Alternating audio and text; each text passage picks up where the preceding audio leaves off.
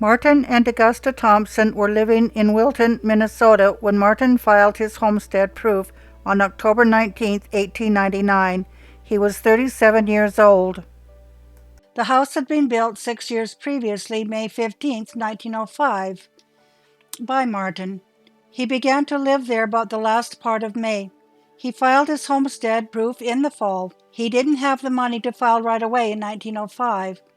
At the time of proving his homestead, he was living in the log house 14 by 16 feet, which was built of lumber and had tar paper for the roof.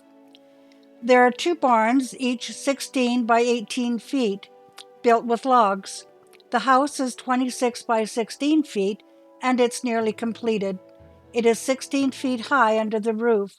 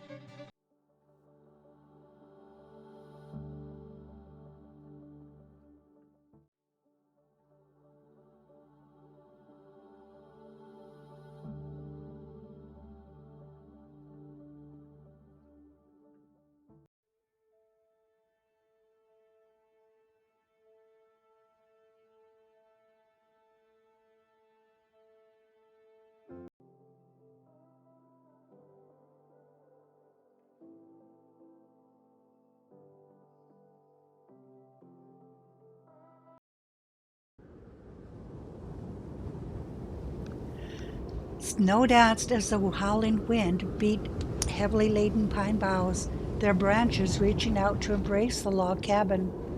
Smoke spiraling from the chimney was whipped into submission. Icicles clung to the edge of the sod roof. Bright red gingham curtains covered heavily frosted panes, while wind whistled through moss-filled chinks.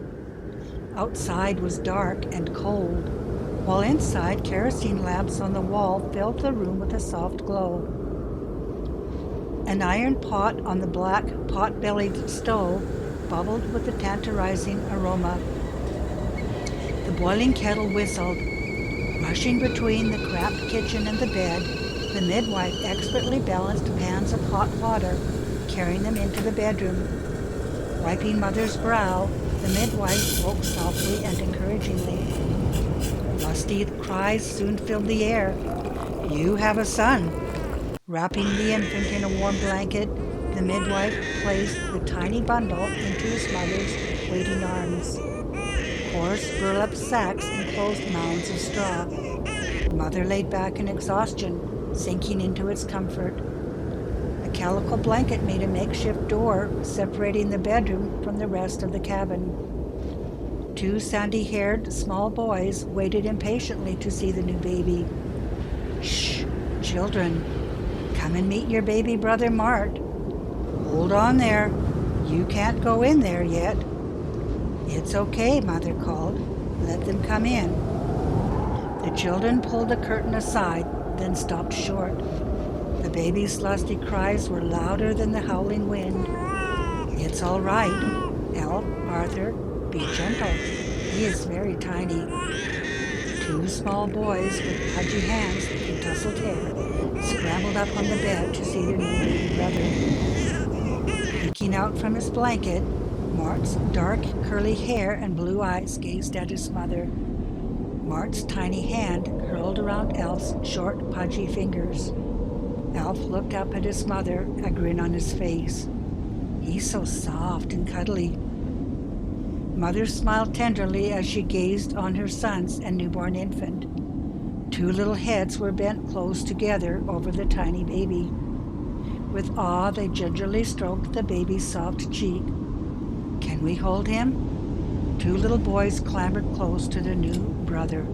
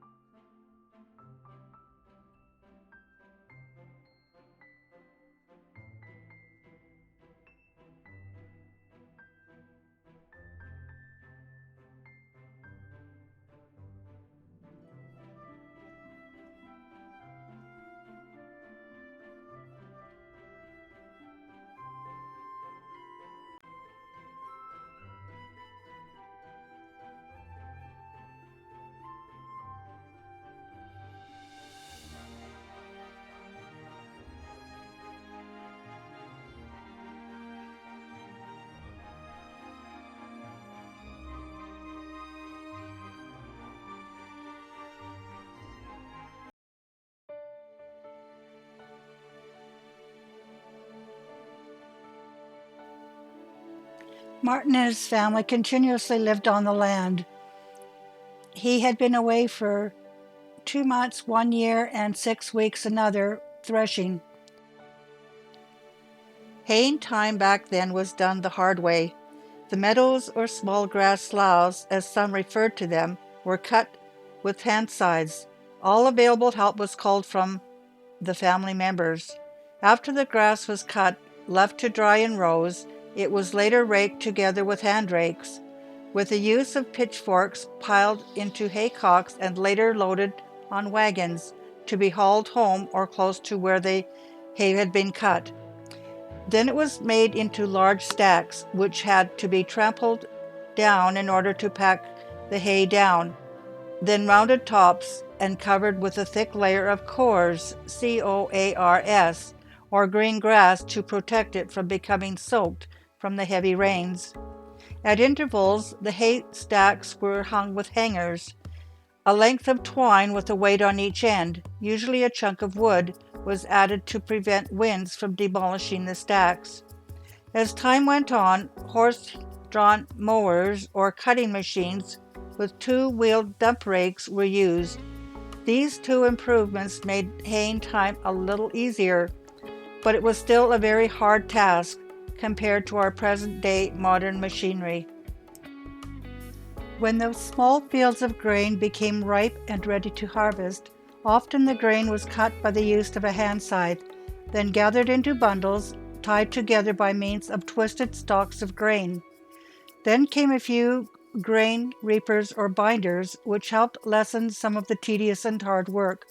After it was cut, bundles were placed in shocks of either 6 or 8 bundles and left in the fields to dry. The grain was hauled and placed in the farmyards to be made into grain stacks. These stacks were known as sets. They were left to stand for several weeks for the purpose of allowing the grain to go through the sweat, or to let the stalk and grain kernels dry or season. Threshing outfits were then called in. Martin is a veterinarian, or horse doctor as he was known back in that time period. He was born the 16th of October, 1867 in Stearns County, Minnesota. He loves working with animals, particularly horses, and he was very, very good.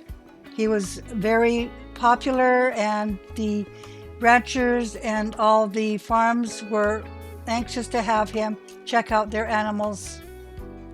In the summer of 1905, MartThompson got a telegram that his brother had died, he quit the poll tax and took the train from Pinewood to his brother's funeral. Wages were small, work was hard, hours were long, sometimes from sun-up to sundown, then a long walk home through the woods along a narrow path to their homes and loved ones. The roads were just crooked trails leading to the homes of other settlers. There was a land tax, known then as a poll tax.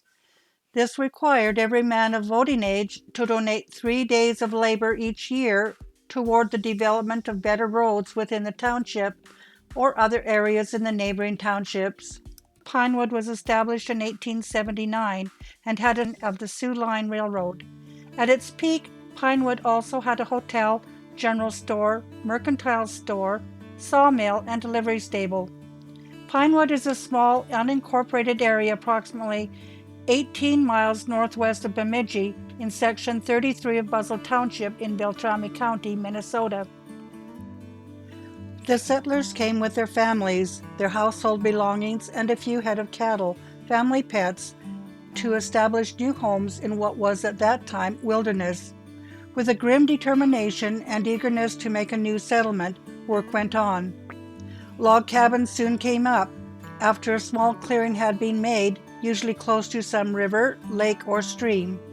These would provide water and in winter ice, which would be cut and stored for future use. The area provided the settlers with food in the form of fruits, fish, game, and garden produce. Hay was cut by the use of the hand scythe in the sloughs and meadows. With the aid of grub hoes, axes, walking plows, and teams of oxen or horses, sometimes one of each, small plots of ground were made available for gardens and small fields. Babies were ushered into the world with the help of a neighbor or midwife. When a death occurred, the neighbors would lend a helping hand, as no undertakers were near. Usually, the wooden coffins were made by a friend or neighbor, preferably of pine boards, which had been sawed from logs nearby and covered with black or navy blue cambric, and burial services were held at the homes. Payment of a poll tax was a prerequisite to the registration for voting, the requirement that voters pay for the right to vote, usually much in advance. A poll tax is a fixed amount and not based on how much one earns, nor does it change based on any taxpayer's circumstances or action. The poll tax requirements applied to whites as well as blacks and adversely affected poor citizens. This meant that anyone, including white women, could also be discriminated against when they went to vote. This is an old-timer's house.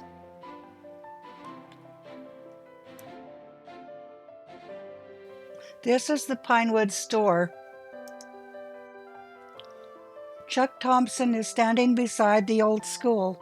You can still see the blackboards inside. Josephine Thompson and Mrs. Jules said there used to be another school just south of this one where the Thompson children went to. Mrs. Jules said that when Arthur Thompson died, she and the other school children picked wildflowers and put them on his grave as he was buried a little ways away on his parents' land. Chuck Thompson is Martin Thompson's grandson. Chuck is sitting on the front steps of the house that was built on the foundation of Martin and Augusta Thompson's homestead. This side of the house is facing east.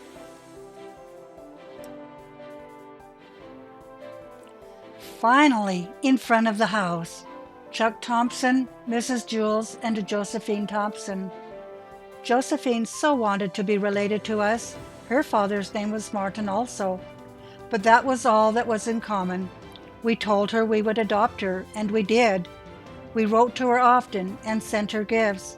But after a few years, she quit writing. She was very crippled up with arthritis when we met her in 1990.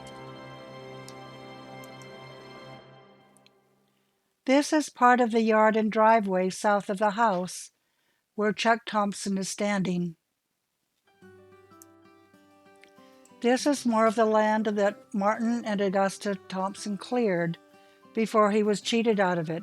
Notice the lake off in the distance.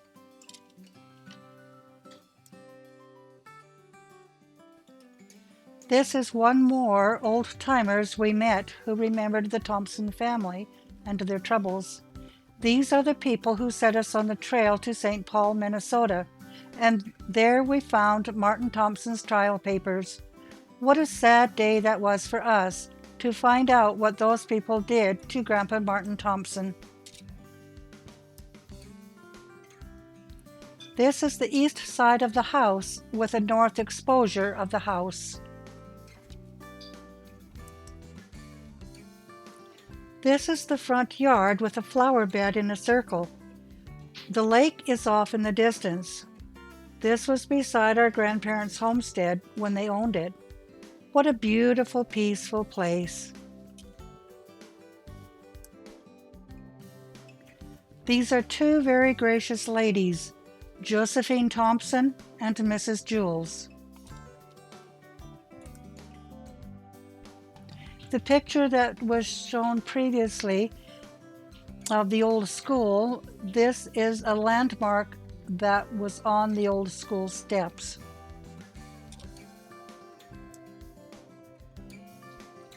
As you look east from the house, you'll notice Bagley Dam.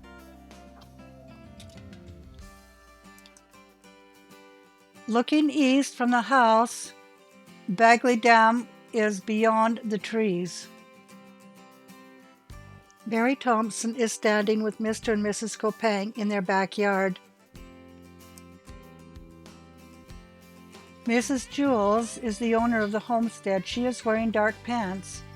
Mary Thompson is in a pink blouse, and Josephine Thompson was a close friend of Mrs. Jules.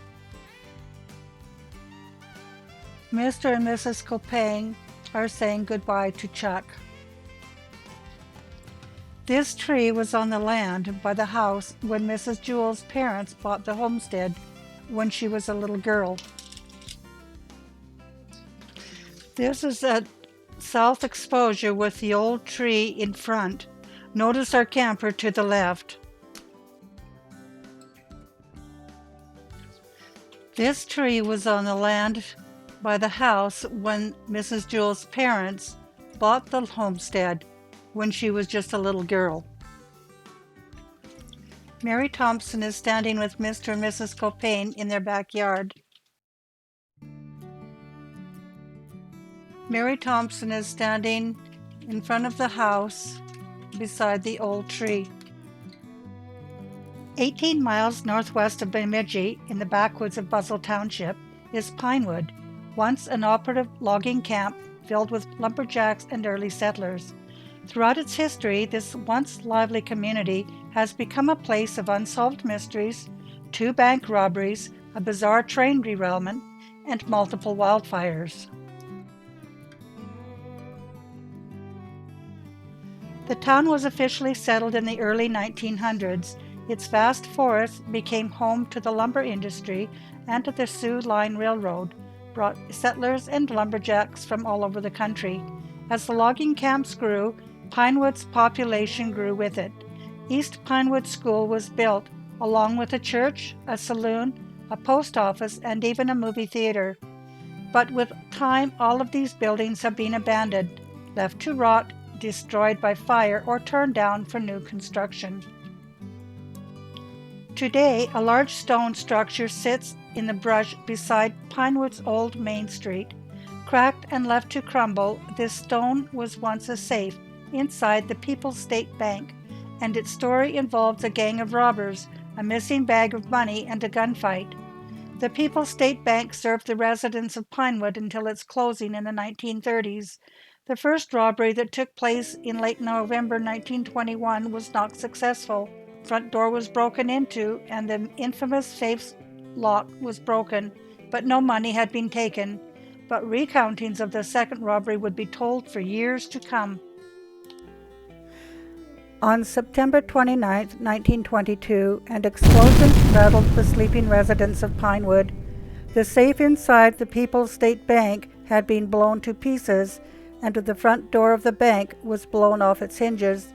The front page of that afternoon's Bemidji Pioneer gave an account of the robbery. Armed with shotguns, loaded with large-sized shot, a band of at least 5 bank robbers invaded Pinewood early this morning, blew the safe of the People's State Bank, and escaped with about $1,100 in cash and a quantity of bonds. Efforts on the part of the people of the town to halt the robbery failed. The robbers continued their work even after being fired upon and making their getaway in an automobile, or possibly 2, which they had left about a quarter of a mile east of town. After cutting all telephone and telegraph wires leading out of the town, the bandits began their work at the bank between 2:30 and 3 o'clock, wrecking the safe with 3 separate charges, one of the blasts blowing out one side of the bank building. The exact amount of the loss was never determined, as there were several bonds and other valuable securities taken, as well as about $30,000 in notes, besides the cash on hands. Everything inside of the safe was removed, but only a small part of dynamite had blown the contents of the safe into bits of paper, and it looked like a rat's nest. The next morning, a bag of pennies was found between Pinewood and Solway, and some burned checks near Lake Itasca, the only money recovered from that night. The burglars were never found, no one ever came forward, and no one was ever charged for the crime. When the Soo Line Railroad was discontinued in 1963, the tracks that once ran through Pinewood were ripped from the ground or buried in the earth. The trestle west of Pinewood sits on Nelson Dam Road. It's earthen now. The tracks are covered with timber frame from the early 1950s. There's a rumor that there was an accident on the trestle many years ago. The claim was that a train had derailed and fell from the trestle west of the town into the Clearwater River. It was a long way down, but thankfully no one was hurt in the incident. A record of the accident has yet to be found. Wildfires also ravaged the area, often from causes unknown, taking thousands of acres in their wake. The most recent fire was in 1973, and it destroyed over 2,700 acres. Some think it was started by a dumpster fire gone bad, but no one is certain. Today, what remains of the town are only a few abandoned buildings: the rundown saloon, what's left of the bank, the Buzzell Town Hall, and the Pinewood American Legion. The town hall used to be a dance hall where all sorts of events were held. Lumberjacks abandoned the area when the lumber was gone, and the logging operations and sawmills were shut down. As other towns in the area grew in size, many moved from Pinewood to where there was more employment opportunities.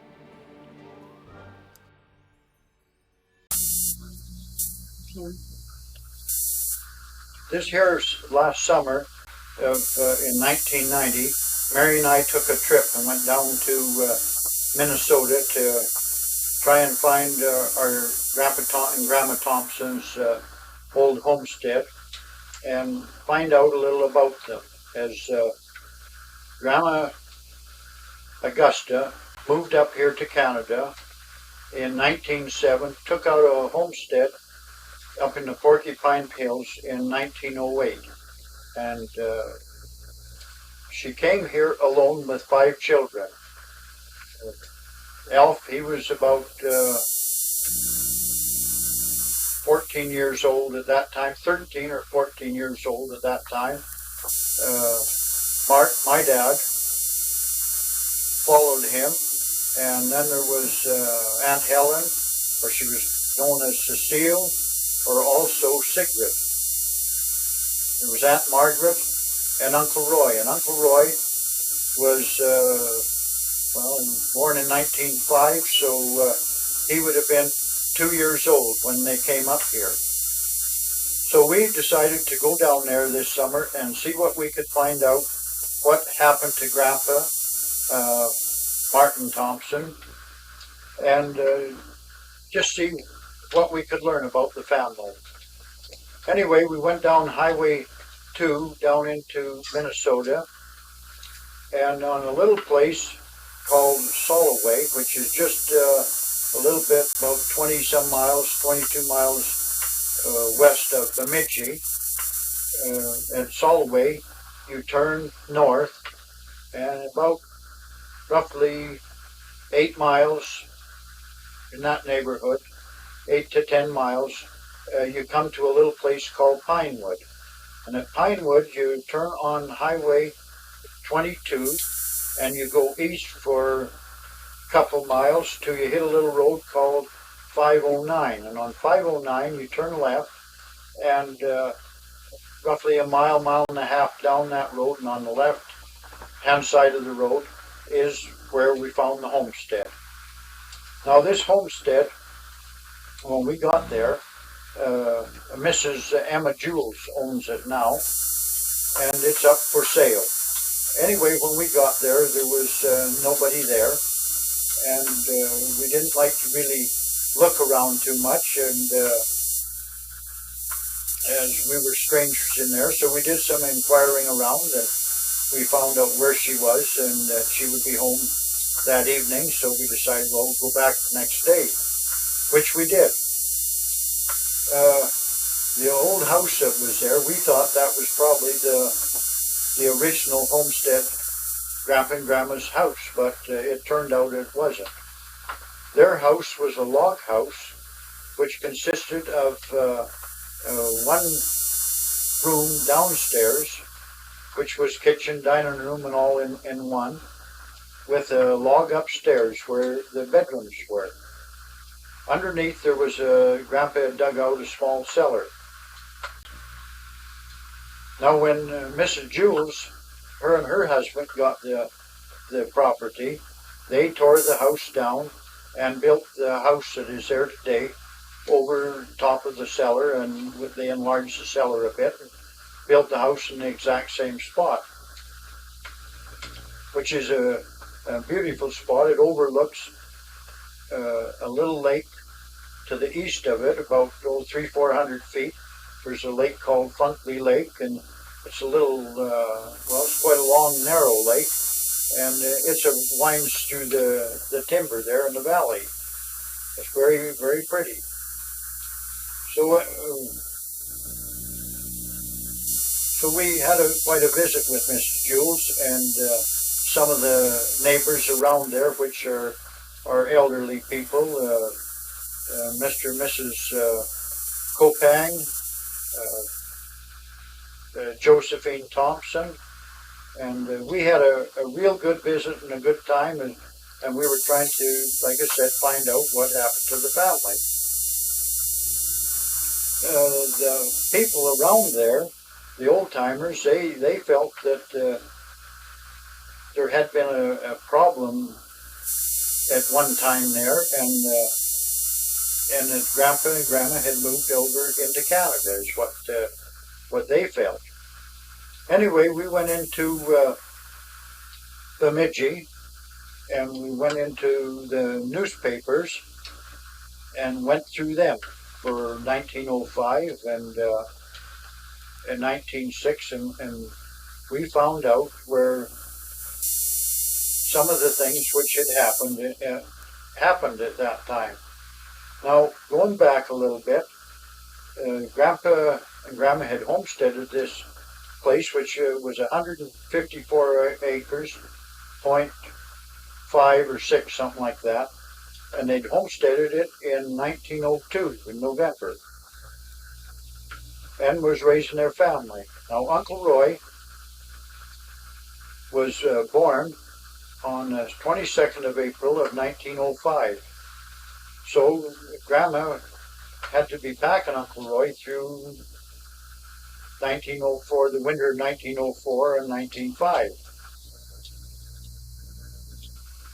There the winters were hard, they were long, cold winters, and the snow was deep. Transportation was either with saddle horse, team and wagon, or a team and sleigh.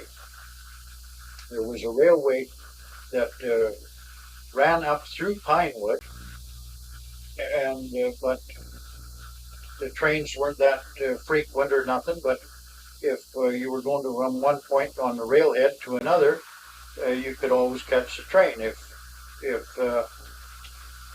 it worked out. Anyway, and going back to the happenings in 1905, Uncle Roy, like I said, was born in April. Along about June, July, or August, in that neighborhood, Grandpa's brother died. They got a telegram that his brother had died, passed away, and pardon? Right. Yeah, it sounded like the information that we got. Grandpa was doing some kind of a poll tax when they got the information that his brother had passed away. Anyhow, I don't know for sure what these taxes or how he was working on them, because from what I understand and what we've seen, that Grandpa could not write. When he signed his name, it was with an X, and then somebody's signature over top and underneath. And like I said, they had a real tough year. Now, those days, your livelihood, you were farming, but you also had to work out, and the main workout was logging camps. Now, where their homestead was, there was a logging outfit by the name of Larson and Tagley, and they were on three sides of Grandpa's homestead, and on the other side, to the north and west of the homestead house, was a lawyer by the name of Funkley. Now, according to Copangs and Emma Jules and Josephine Thompson, this lawyer, Funkley, him and the sheriff had a big whiskey still, had a still where they made whiskey back in the timber there. And those were, as I recall, or believe it was probation days. It was unlegal to have whiskey or make it or have anything to do with it then. Anyway, they did have a big still back there. Well,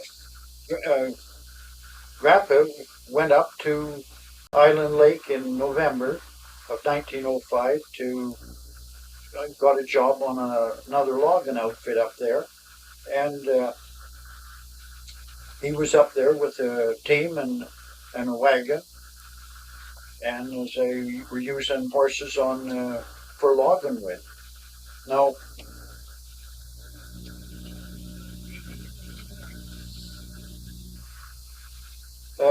I got ahead of myself a little bit here, and I'm going to back up.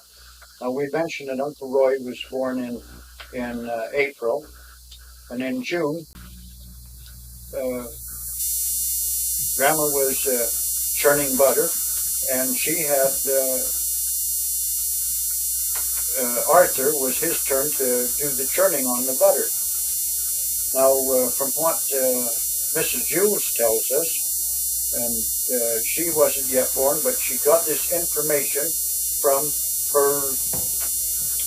her folks. Like I said, in 1905, in June, Mrs. Jules said that according to her mom and dad, that Grandma Thompson was churning butter, and it was our Uncle Arthur's turn. She had him doing the churning. Anyway, there was some kids over there that were visiting, and they were playing, and they went down to what is known as, was known as the Tagley Dam site, which is just a little ways to the north and west of the Homestead House. There, I believe it was the Clemmer kids was there, and some other family, but I don't remember their name. But anyhow, they were down there swimming in this dam. And Uncle Arthur, he was all sweated up. He was kind of disturbed because he had to stay home and churn the butter. So when he got the butter churned, he headed for the dam. And I guess he ran down there the way she was telling us and jumped in the water. And then being in the first part of June, the water would be quite cool yet. And he jumped in. Anyway, he got the cramps and he drowned it. Now, the old timers there, according to Miss Jules, felt that due to the fact that he had been churning butter, had been sweated up from running down there and jumping in the cold water, is quite likely what caused the cramps to come. Anyway, he drowned it, and he was Grandpa made a coffin for him, and Grandma lined the coffin with black material, and she covered the top of the coffin, and with the remainder of the material, she made an apron for herself. Now, some of the people there couldn't understand why she would want to make an apron out of the same material, but when you think back, today even, a lot of people wear black armbands in mourning, and I would think that this was probably the reason, or probably a Norwegian custom. I don't know for sure.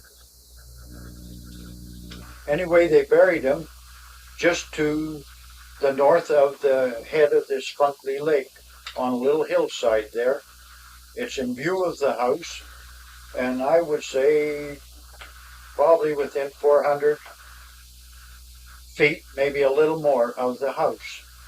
It's on like I say, on a little hillside be on the south slope, just down from the brow of the hill. There's all kinds of trees there. There's different kinds of oak, balsam, some poplar and pine, and wildflowers around there. It's quite really a beautiful little park-like place. In fact, the whole area is I call it parkland because there's little clearings and meadows and little lakes, and it is really a pretty country. Anyway, going on with the story, in the fall, in November, Grandpa got this job up in at Island Lake. Now, Island Lake is about 20 miles to the north of where Grandpa homestead was. And their mode of travel, of course, was saddle horse or team and wagon or team and sleigh. He'd been working up there for 2 or 3 weeks, and he came home, and to get the family to move back up there, move them up there. He's got a little house to rent or made some arrangements. He loaded the family up, some oats in a wagon, and the family, which was all except Uncle Al. Now there would be Dad, which was Mart. There was Aunt Helen. There was Aunt Margaret, and Uncle Roy, of course, was a babe in arms. They left Uncle Al, who was 13 years old at that time. They left him at the homestead, to look after the livestock that was there and take care of things. Now, whether they were going to come back or he was going to ride up there on a saddle horse or what, I do not know at a later date. Anyway, when they nicely got there, they got there one night, late in the afternoon, and got moved into the house and went to bed. And the following day, the sheriff by the name of Bailey shows up there, and he arrested Grandpa. He charged him with 2 accounts of grand larceny. Now, these accounts, this grand larceny was later reduced to uh, second degree. So we went into Bemidji and we went through papers in in their in the library. We on those fish screens we looked and looked and looked and we picked up in these papers where uh, some of these proceedings, what had went on. And we went to the courthouse there, where he would have been in their jail part, where he had been taken to jail, and all we could find there was the number of the court case, but they had no conviction shown there, and they didn't know what the outcome or what really all took place outside of yes, there'd been some kind of a problem. So we decided we're going to go to where we could find out about this, and they said, well, in St. Paul, Minnesota, which is down on the southeast corner of Minnesota, is the archives there, and they would have a record there. So we took the number of the trial cases of the trial, and down there we went. We went through the into the archives, and they were very obliging. They looked up with the reference numbers they had, and they pulled out these the manuscripts of the trial, which Mary and I went through and read. Now it was quite a long trial. Uh, he'd been, like I said, he'd been charged with grand larceny. It was reduced to larceny in second degree. The one case of it was they charged him with was over a cross-check line, which they claimed that he had stolen. Now, a cross-check line is a piece of leather strap about approximately 6 feet long, and it runs from a bridle of a workhorse to just back of the wethers of the other horse on the following line.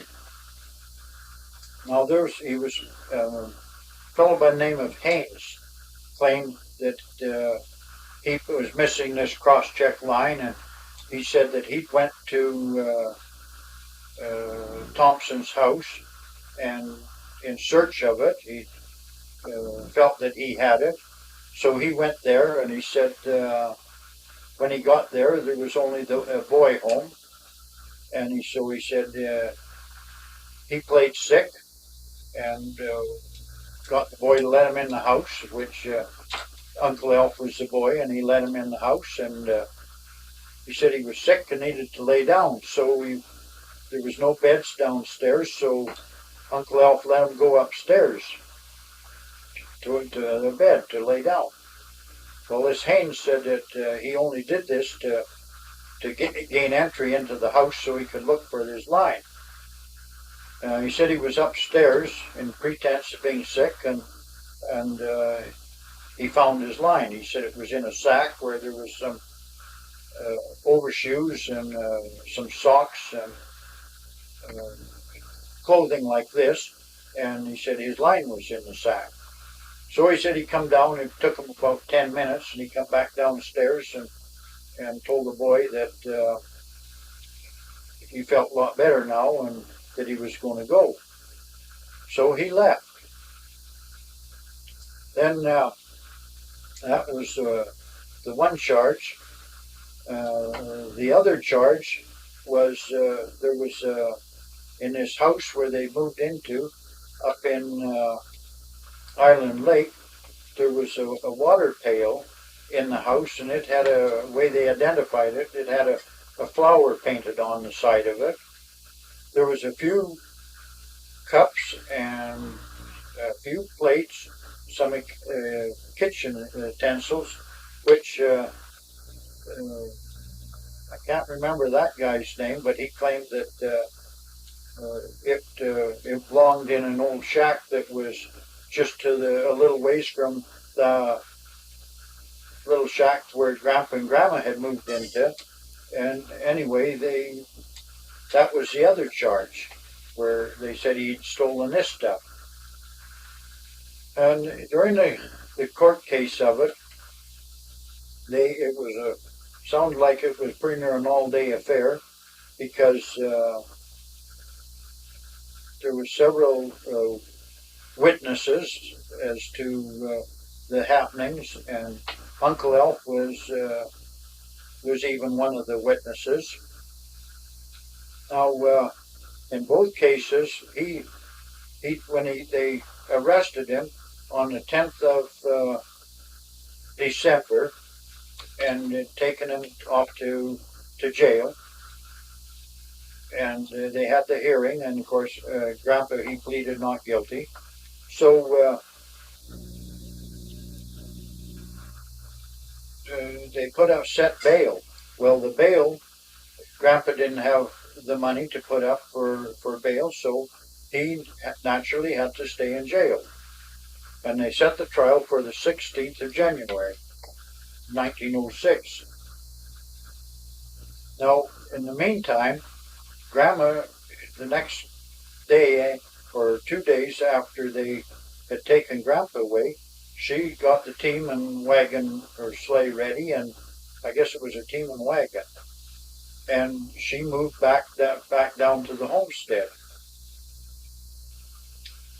Now, bear in mind that all the children were quite small, and Uncle Roy was, well, he wasn't even a year old. He was born in April, and this was in December. It would be a pretty tough situation.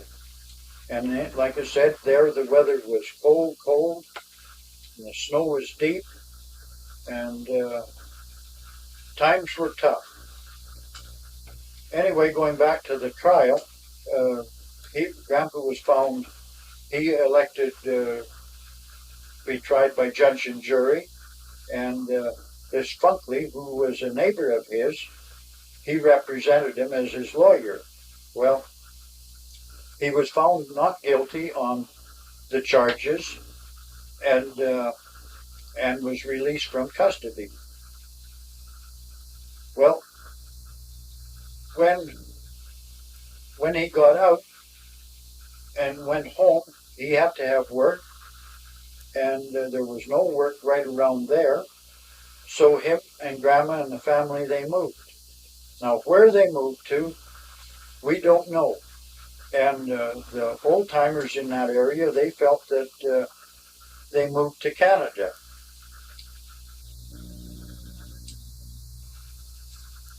I don't know. I know that this Funkley, he had a legal bill against Grandpa for $1,000. So he ended up getting the homestead, the 154 point some acres, for the legal bill and the taxes, which were 60. All of it comes to $162. Now, Strange. I don't know. It looked to me, and the Grandpa had, there was some, he'd been set up. I think that they wanted him off that property. Somebody wanted his property, and when you take in consideration the still that was on the, not on Grandpa's land, but on this Larson and Tagley land and Funkley's land, and Funkley and the sheriff apparently were very good friends, and well, the old timers claimed that they both were in this still operation, as well as some high official out of Bemidji, whether it was a mayor or just who, I don't know, but it was there was three of them that was operating it with this still. Anyway, we don't know for sure where they went. Josephine Thompson, now her father or her grandfather his name was also MartThompson, and they lived in that same area when Grandpa MartThompson lived there. Josephine, she's 64 years old, and she was telling us that in the early 1980s, a friend of theirs phoned her up and said that she had an article had read an article in the looking back column of the, I think it was the Bemidji Times, but in the Bemidji paper anyway, and and then she thought that looking back, it was 1906 or 7 or back in there, where it said that this MartThompson had perished in a bad, severe North Dakota blizzard. He was returning home from doctoring or doing something with some horses, and he was caught in this blizzard and had perished. Now that's what she didn't have this record, but she's going to see if she can um, run across it or find out something more about it. Mrs. Jules, Emma Jules, she said that in the 1940s, her and her husband had was away on a holiday, and she said they had a hired man there. Now their place is the old homestead, and she said this hired man claimed that there was an elderly guy stopped in there one day while they were gone, and claimed that his name was Thompson, and said that he had the original deeds to the place, the original land title. Now I don't know if this Thompson could have been Grandpa, or if it could have been one of Grandpa's brothers, or just what. I personally think that the one about Grandpa, this Thompson, MartThompson, get caught in a blizzard was very likely our Grandpa, and it was in North Dakota.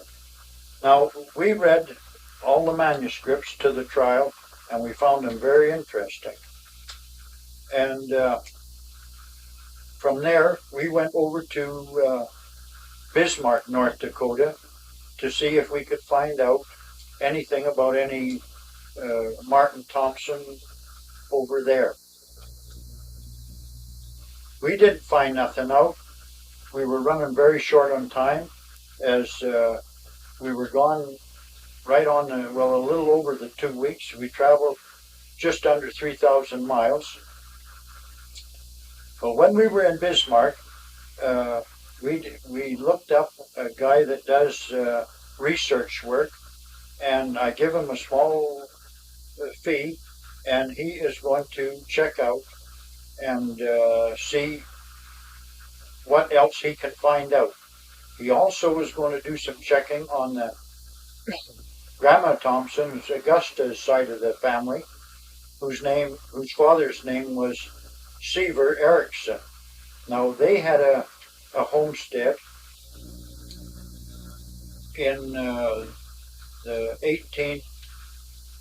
1890s in Stearns County, Minnesota, and they moved prior to 1900, sold their homestead and moved. Now we don't know for sure where they went, but hopefully in the future sometime we will be able to find out and kind of put the pieces together.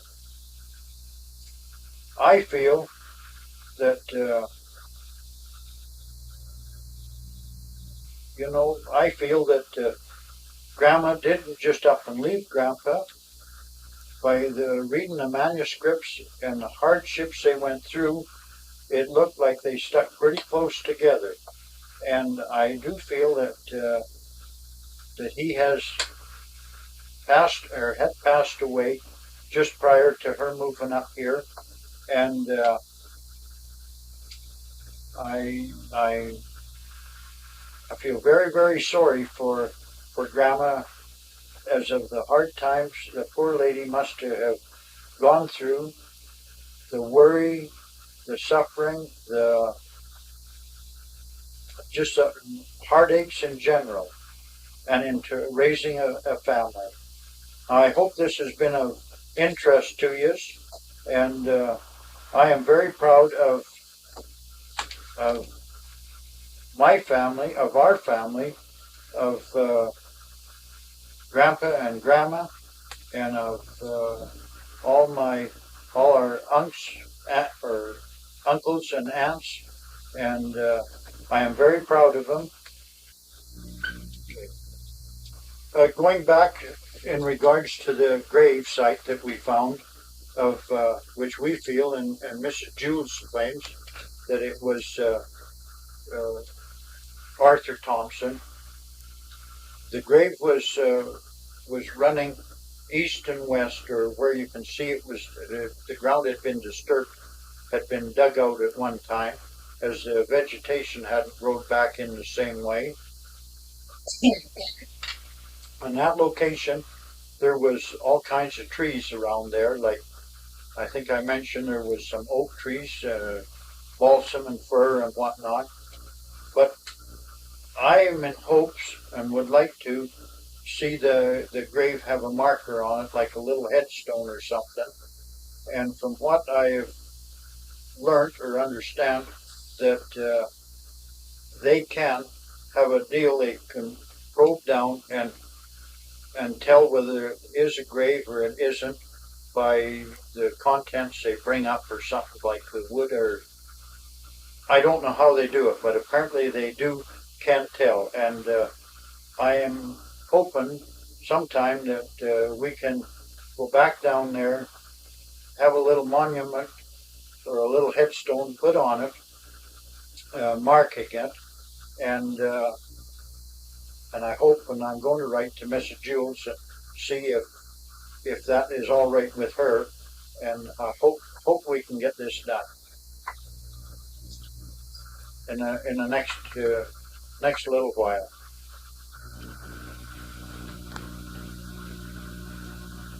Yeah, I got to make a correction or two. I see on that, looking back on that tape, I believe I said there that Funkley, this lawyer Funkley, got the land for $162, which wasn't right. He got it cost Funkley paid $1,062 for the homestead.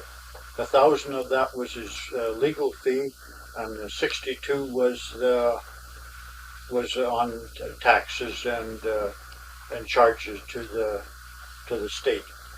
Uh, when we went through these manuscripts and looked them all over, and where he was proven not guilty, and that it seems to the way I've got it figured out, and Mary as well, that it very much looks as though he had been set up or framed for to get the land. Now, whether it be due to the still that was in that neighborhood or what, I do not know. But this Funkley, when we were reading papers and going back through things that had happened, his name would appear in many, many places being sued or suing somebody, things like this. And even the old timers down there today, they all called him a Sharky or a conniver. He was pretty shrewd operator. Now, I don't know. This is my feeling that Grandpa was he was set up, and he did lose the place and all that. Uh, I forgot to mention in there that according to the old timers, we did get a book which dated back to the early days, one of those history books, but it was just all kinds of wolves in the area that, like I say, mode of travel. was with team and sleigh or team and wagon or horseback. There was wolves that were they were a threat, a danger to people and to the livestock. In fact, I can remember Dad talking about how he understood that they had bells on the harnesses and stuff like this where to keep them away. And the same information, some of these old timers like Albert Copang and his wife Josephine was, and these people they mentioned it too, as well as a lot of bear in there. Now we did see a bear down there, a black bear, which wasn't very far from where the homestead was, and it was a great feeling. Uh, I, I I quite enjoyed it, and it was a great feeling. Uh, Going back to this Funkley, he was, from what they say there, he was a very kind of a wicked sort of a fellow. Him and his wife, he built her a house, and she lived in one cabin, and he lived in another, and they had a daughter there, which got into a problem, and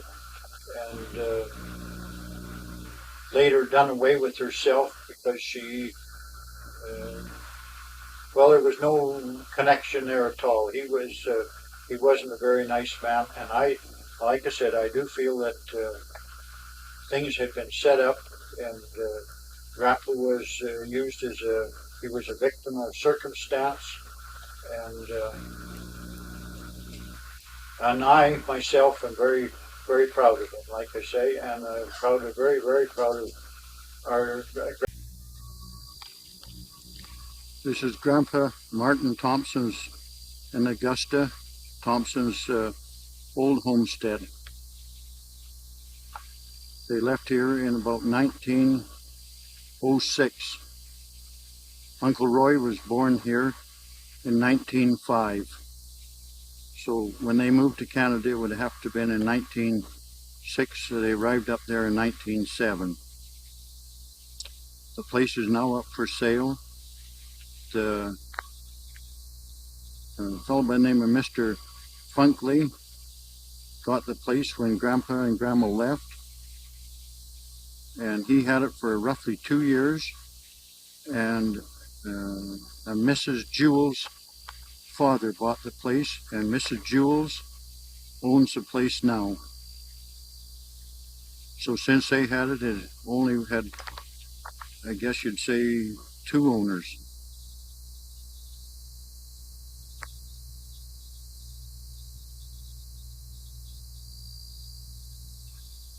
There's been clearing done on it. Back in there, there's a draw. There's a lot of timber.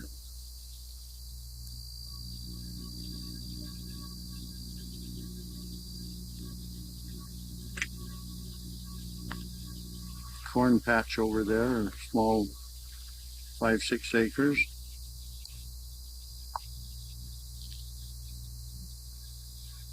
There's our camper and truck. There's that little bit of cornfield there. As I said, it's the 24th of September, or of August rather, of 1990. We just arrived here. Mrs. Jules is away. Should be back this evening.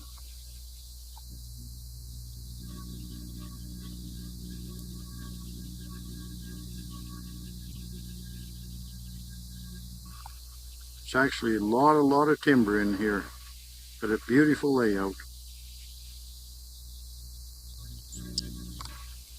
I'm hoping that we can find the grave site of our uncle that was drowned and was buried on the homestead here in about 1905.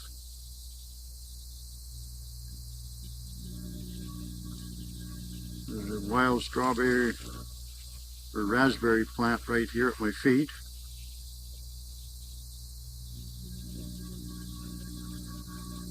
when Mr. Jules gets back, we'll hope to get some pictures that are around the building and a little more of the land. I don't like to go around on it when there's nobody around.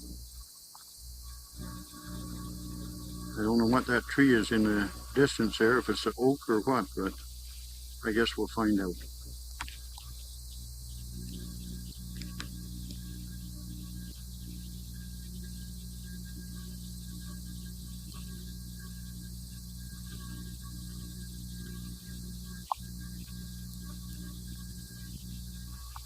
It looks to me like a lot of work has gone into clearing here.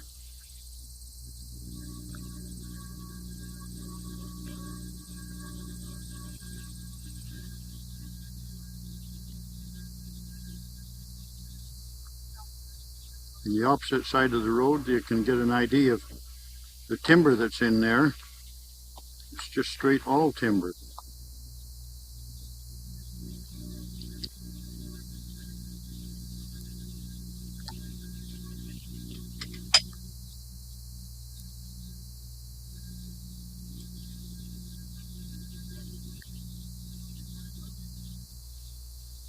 It's the 25th day of August of 1990. We turned off number 2 highway at Solway, Minnesota. We're heading up to my grandpa and grandma's old homestead, which is 6 miles north of here off of Highway 2. And this is some of the scenery just off the road.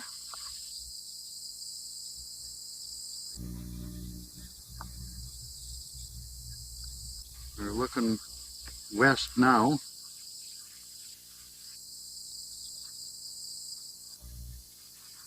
Beautiful, beautiful country. It's just regular park, I would say. Some cattle over there in the distance.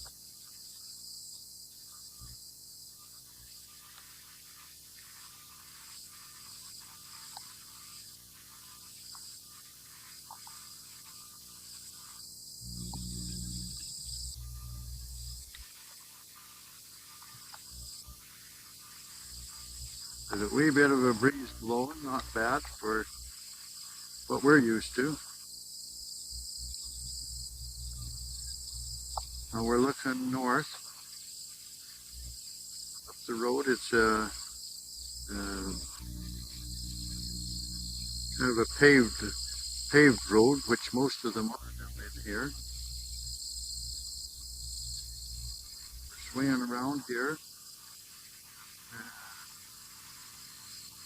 looking off to the east, just to give us an idea of some of the country, what it's like through here. It's, to my mind, unbelievable beautiful.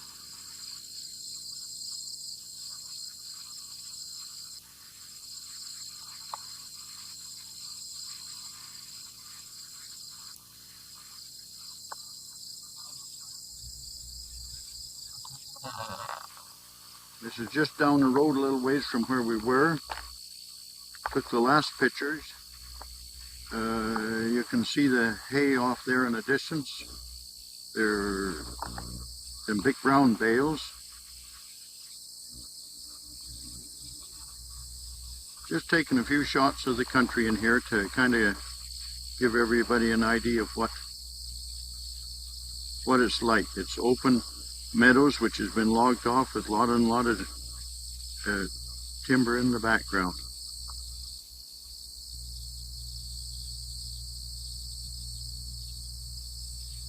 There's a hay shed over there.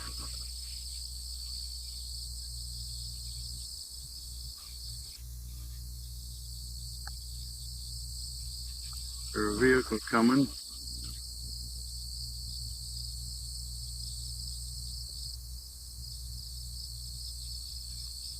It's very quiet and still in here. You don't hear nothing. It's just very peaceful.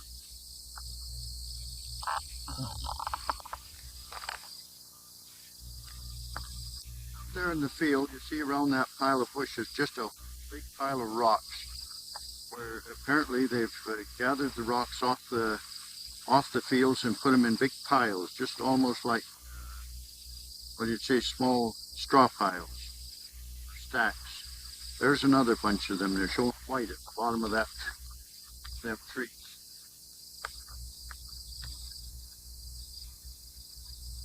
This land has all been cleared.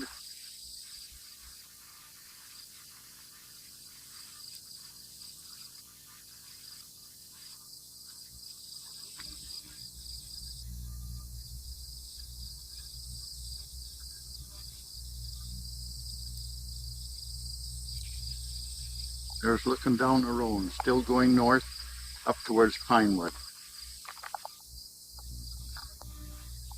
This here is hay bales in the field. We're looking east now off the Solway Pinewood Road.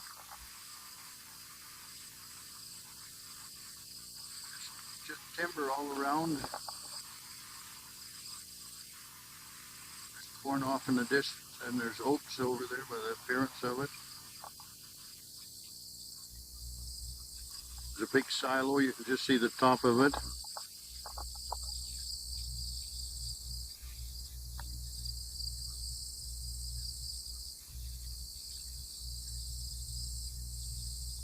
So there's looking back up the road, looking north, going to Pinewood. So here's a little village of Pinewood. There's a railroad track running through it. We're now looking west. I'm swinging around. You'll soon see the little stores, the few houses that's here. They're old. But talk about peaceful, it is peaceful. From here to Grandma's place and Grandpa's place, we turn on Highway 22, a little road, and we head, it'd be east about 1.5 to 2 miles. Then we turn back north for about a half a mile, and we're there at the old homestead.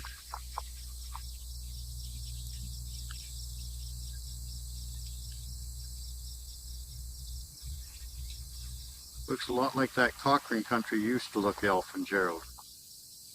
There's somebody's little old house over there, or maybe it was a church house or school or something. I'm not too sure as of yet.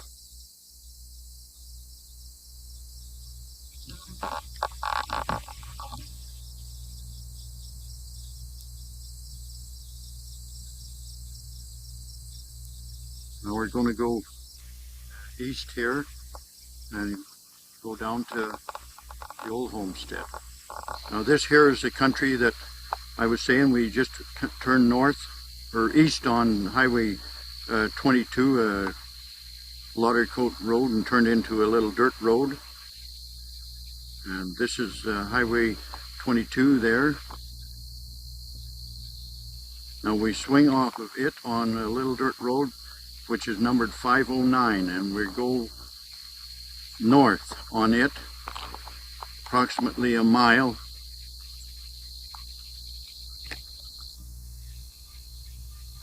Up to Grandpa's place, right up this road, looking right up her now, going north.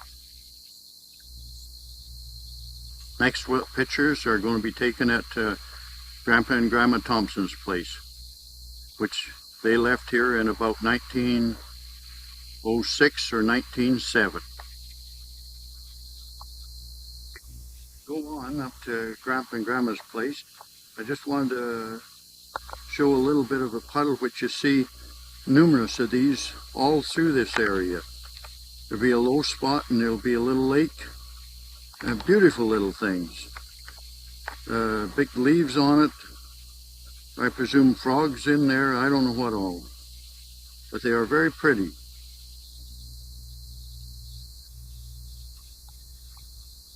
Now we will continue on. Well, we've arrived at the old homestead, and Chuck's knocking on the door of the house, on the front door. We haven't been able to catch Mrs. Jules at home yet.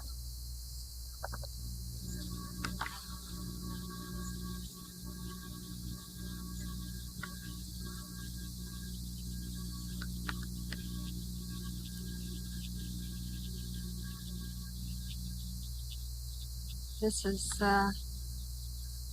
a picture of the house. Looks like it's probably the original house that was on the place when Grandma and Grandpa were here.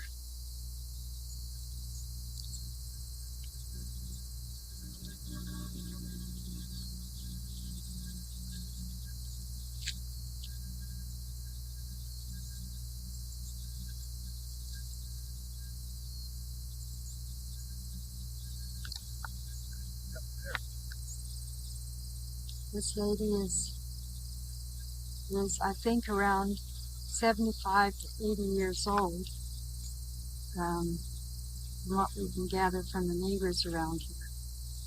And she lives out here by herself. She has a little tractor that she keeps the lawn and grass cut.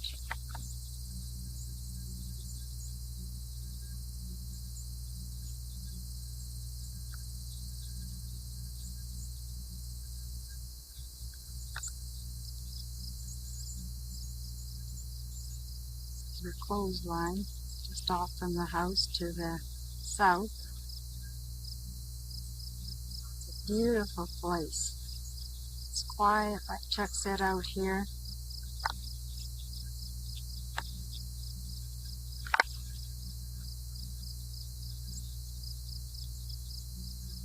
This is another different angle of the old homestead. The old dog is sitting underneath the roof there, the veranda part. There's her little tractor.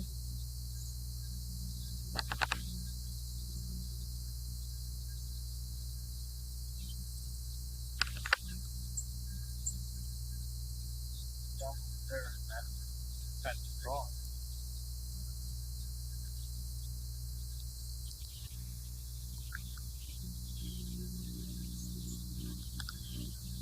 Yeah, there's an old hand pump. Just looks like it's had a little motor on it.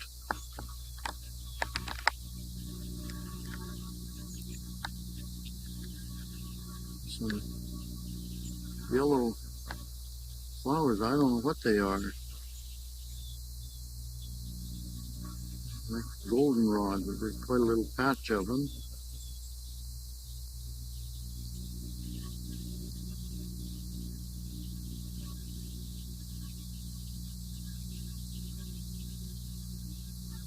There's a little old workshop over there, a garage.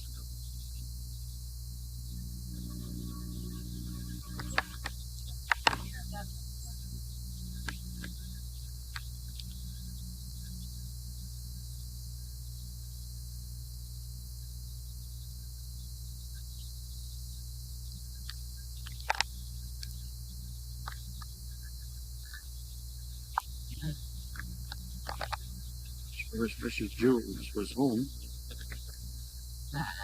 This is looking the west and northwest from the house. Little clearings down there. There's a tree or two. I don't know what they are, whether they're oak or just what.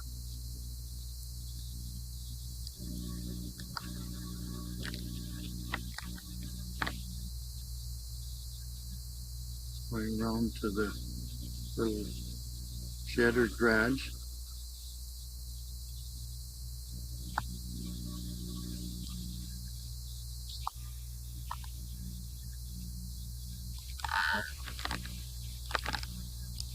Area over there in the distance.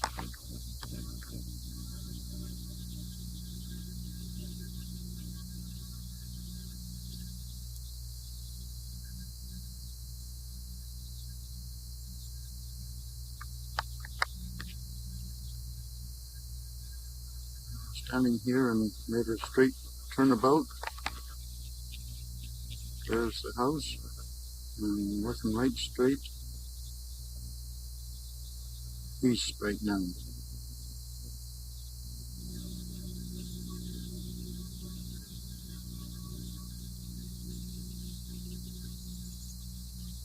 There's our truck. And going that direction, which would be south, would take us back out towards the highway to Pine.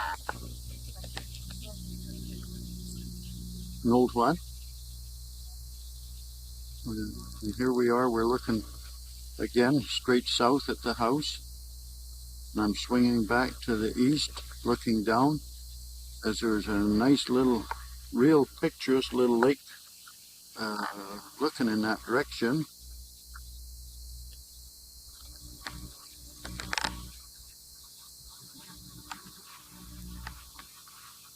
That looks, you look out right on from that, from the front of the house.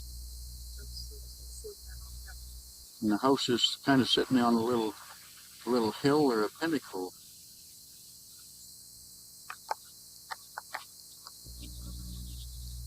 In the house there's a big tree, and I don't know what kind it is again, but it's a dead tree. And just in the background there, you can see the spruce or pine. It's a real beautiful little layout. In the house, I'm looking again to the northwest, and that little clearing that I was mentioning. There's little clearings here and there all over the place. To me, it's very, very beautiful. There's another, looking up this little lake again from the front of the house. And just in front of me here, there's an old remains of a laying here in the grass.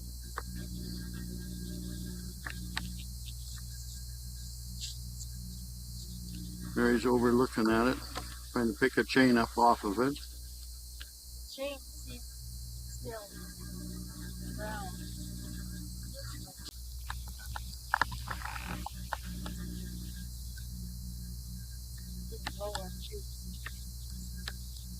There's Mary, and there's foot of that fir tree. There's a deer and a duck statues.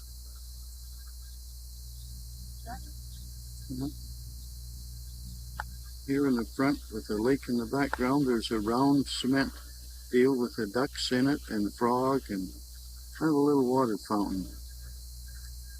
Really, there's some flowers there, some lilac bushes.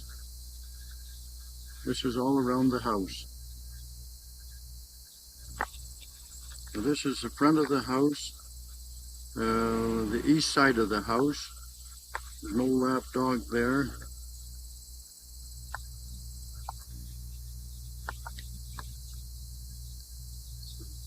Big two-story house.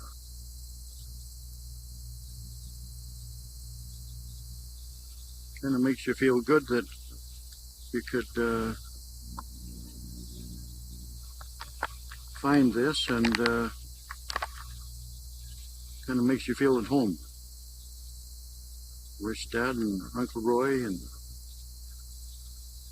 Aunt Helen and the rest was around to be here or to see this. I'm sure that this is the old house.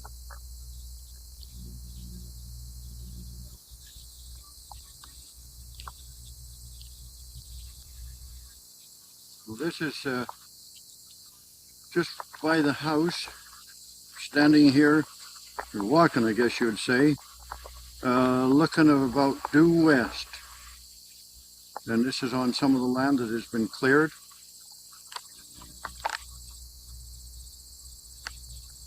There's, like I say, they're cleared into little meadows. The old dog out there in the distance.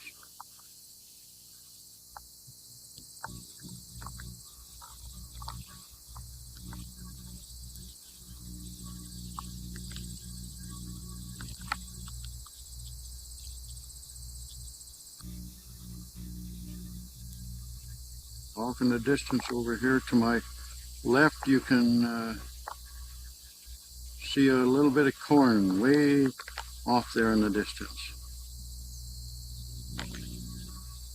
I don't know, I'd suppose you'd say 5, 6, 8 acres of corn.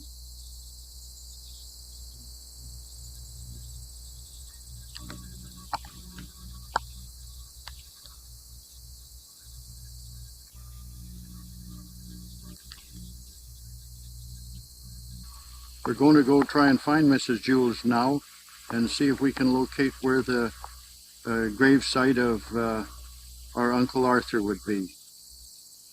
Because he drowned it in one of these little lakes right in here in this area, and apparently was buried on this land.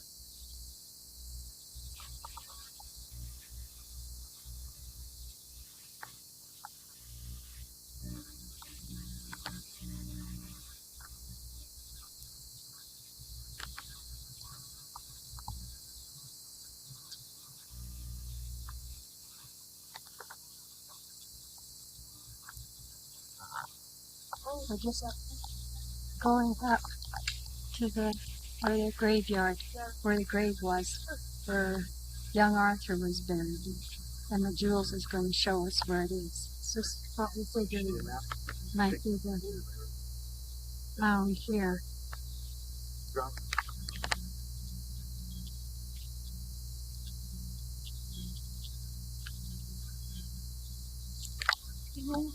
Yeah, it was a trail.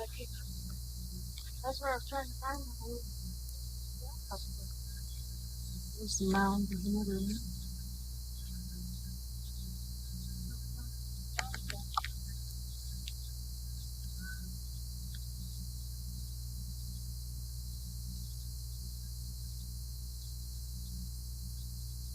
This is the mound of another one. And it's just across the road from the house. And that's Justine Thompson, first person, and Emma Jules and Chuck showing us a little more of the area here.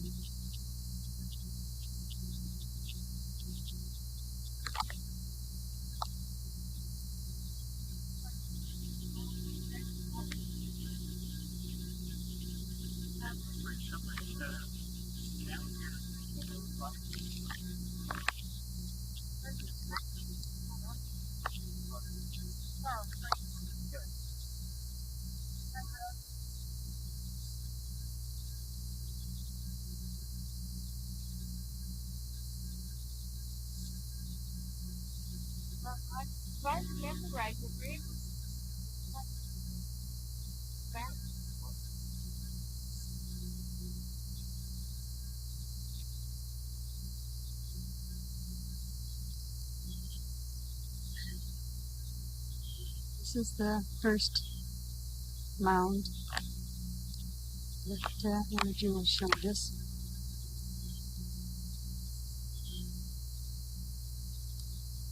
And this is where they brought flowers to put on the grave when she was a little kid. And this is the other mound.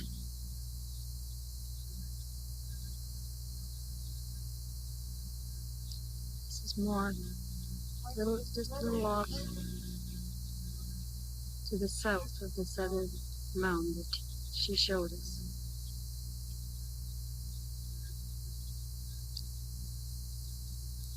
Yeah. That's both there. Which one, Chuck? Well, both of them are. They're two different kinds of oak. Oh, is that right? Isn't that beautiful? No. No, that's not. But there's no oak. That's a maple leaf. That's amazing. That's a maple leaf.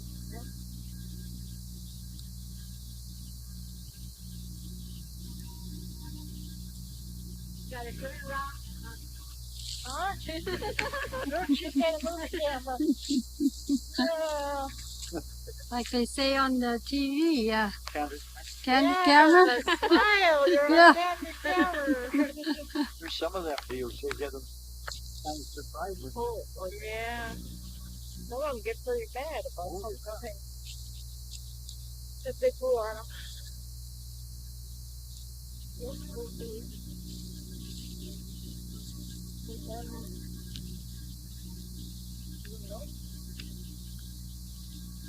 That's too bad. A person couldn't take one of them home and plant them, but I don't think you'd get across the border with them. Oh, yeah, I suppose they, because they figured if you're bringing some disease in. Yeah. Yeah.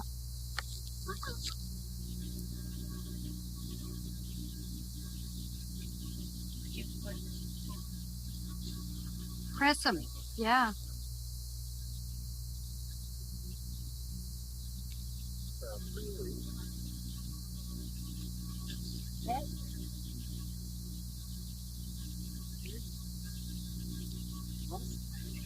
Most of that beetles, but this brown. Then there's some cedar too. Oh, yeah, not very many. Not too many, but the cedar at the house there was planted there. And the mountain ash we went out to woods was in the Oh, this is it's just like park land. You know what I mean? Like in the park, say. They would, when the big Norways were here, it was just like that, and it wasn't always different. But it was so logs. The actual fact. Yeah. It was with jackpot. So it,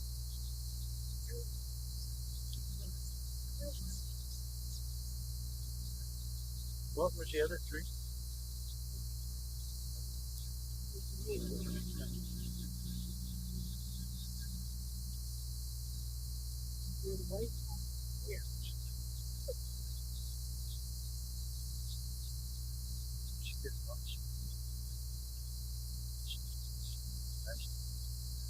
oh yeah. There used to be, I used to pick the 84s every year back in my adulthood. Is that right? Yeah. Are they as big as they're the tame ones? Are they small? Yeah. They are, eh? They were. They were nice. Oh, well. Palm trees, the berries on them. There's the leaves. Now the other way, I have hybrid cranberries. You make jelly of those. Oh, is that right?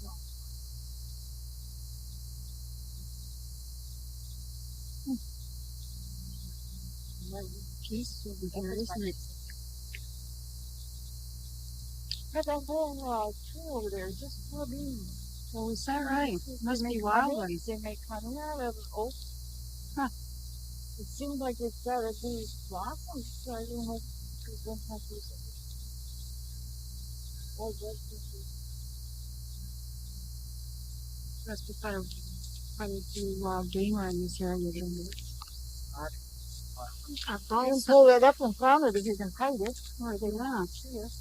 Yeah, you have to get permission from the landowner. But I don't know. They let you take it across. and here's the spruce. Yeah, I just.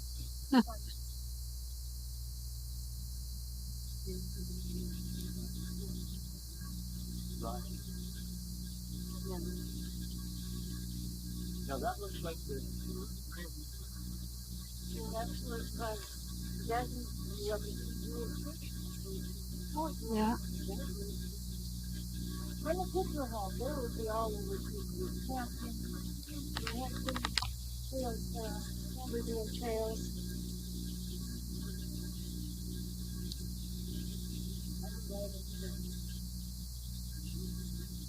Yeah, either that or this one, but I don't think they put it this much on there.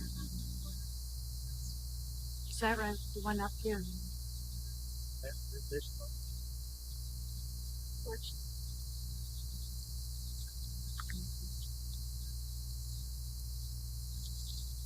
Those are ferns, aren't they?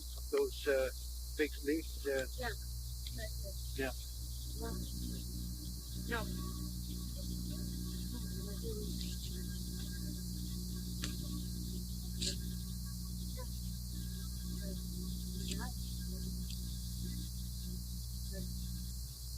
get a closer picture. Get up closer to it. I took a quite close picture of both. Yeah. This here get to be see the top get red and you cook The trail that we came up on the hill where the mounds were. And she's the first lady who showed us.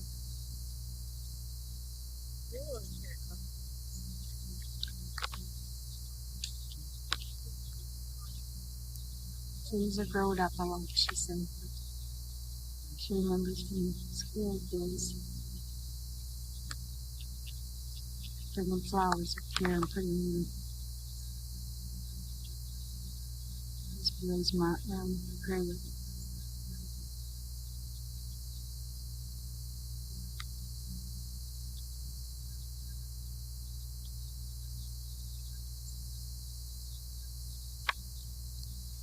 cherry. Josephine's got some choke cherries. Keep a look at them. Yeah.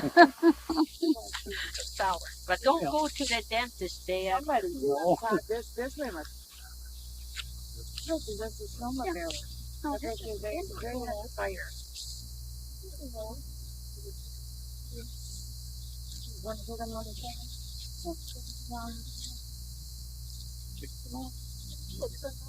This is a real quiet little grove that Emma and Josephine showed us where these graves are.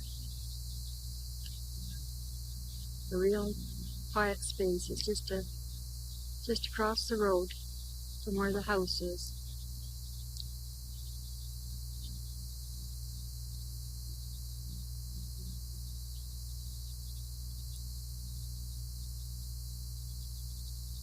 Second grave is right over in that area.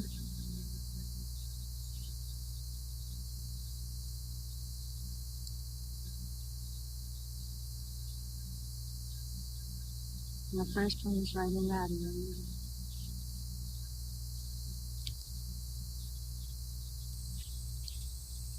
Road looking up towards the house.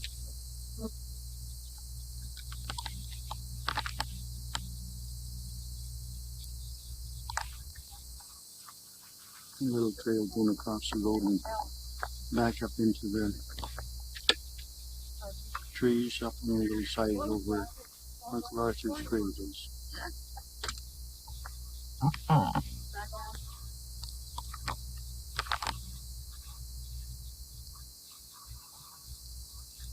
This was the house which we thought was the original house, but it's not. It was this house is built on the same location as a little log house that Grandpa and Grandma had. And this house, they used the little basement that Grandpa and Grandma had and built this house over it.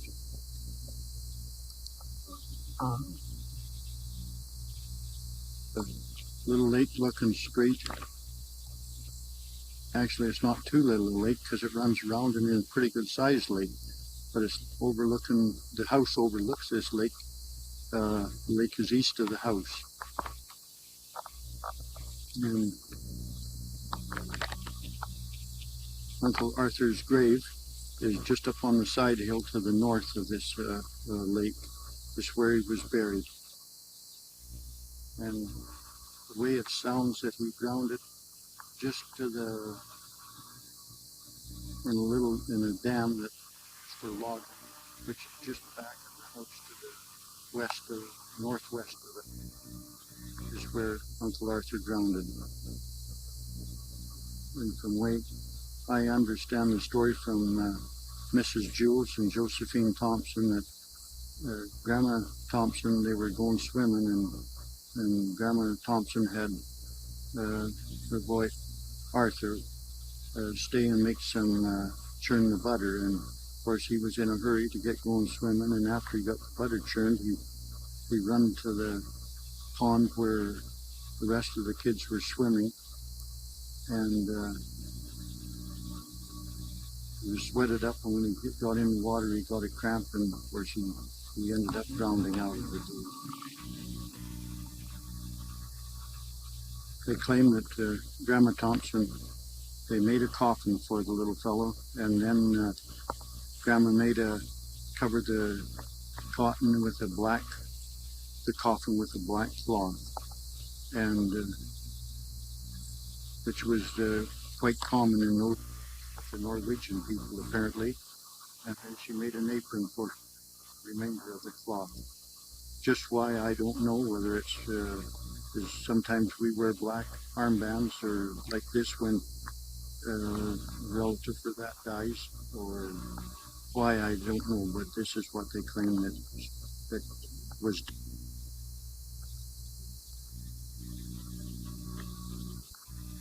School kids, both Mrs. Jules and Mr. Clemmer, remember going with the teacher and picking wildflowers and putting on Uncle Arthur's grave during the summer.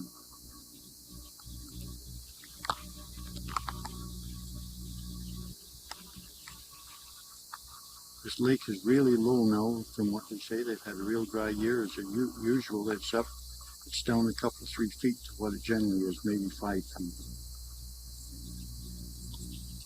First, Mary and Josephine Thompson and Mrs. Emma Jules, the owner of the place now. Mary's showing them the camper, and they're talking away and enjoying themselves.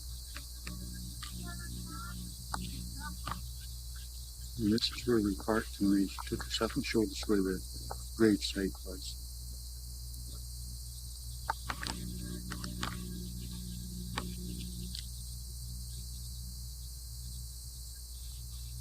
This is the Pinewood School that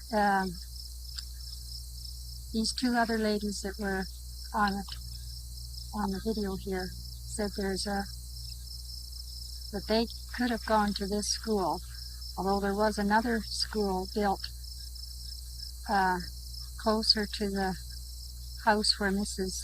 Jules lives, that they went to that school too, and they might have gone to this school also.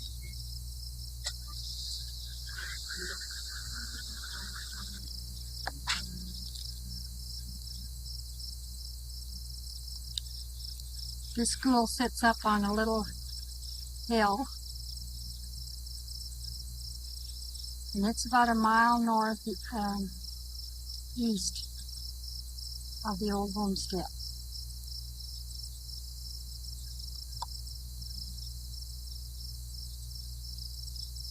Josephine and Emma have followed us up in their little car.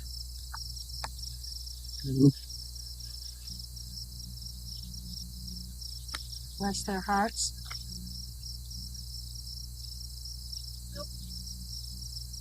And going to give us a little more history, it looks like. It's such a thrill to talk to these two ladies.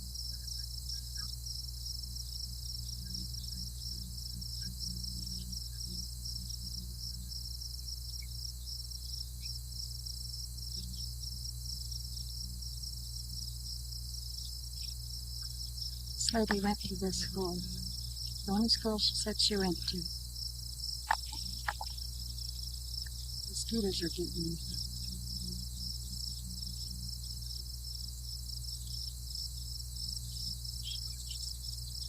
Yeah.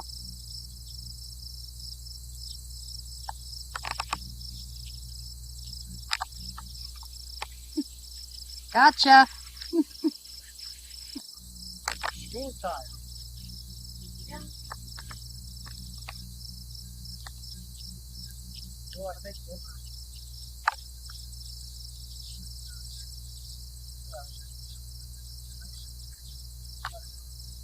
Yes, yeah, that was the old family.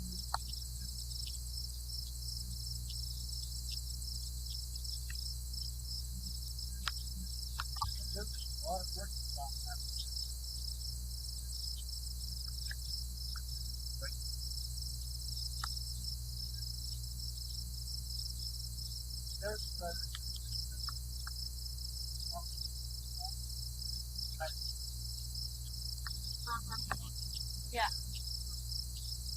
Get that for the tin or on top.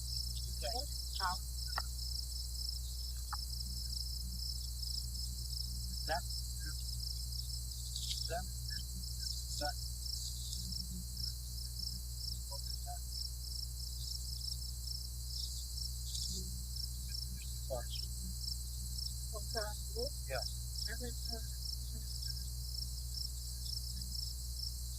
Well,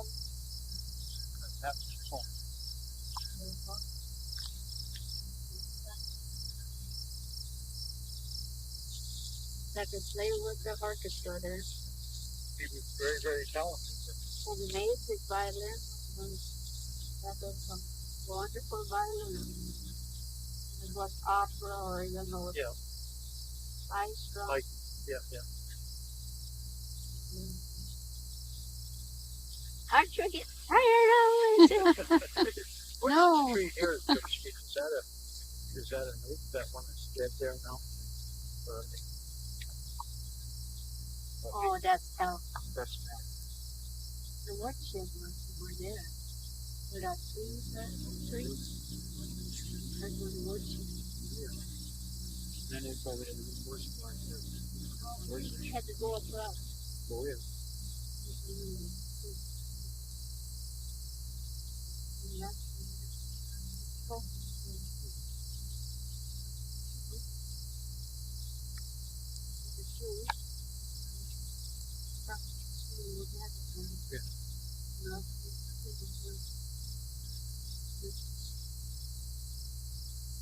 We have a school in the winter.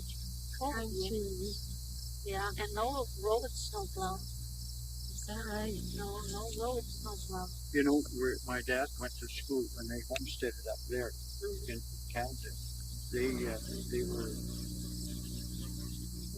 3 miles. It was 2.5, 3 miles from Beaver Heights school in the winter. So when they didn't go to school probably in the winter, No. just in the summer. I think he got about grade 2 or 3 education. So Yeah. But yet they could figure arithmetic better than I could with a grade 8 education. Yeah. My uncle, we figured it was there. Yeah, that's what Dad did. Yeah. They knew everything that we were doing. That's what we call practical training. Yeah. Yeah. They had to learn themselves. Yeah. How to figure. They did. Yeah. People they were pretty wonderful. How, things they went through the time. Yes. And it took working together. Neighbor helping neighbor. Yeah. What about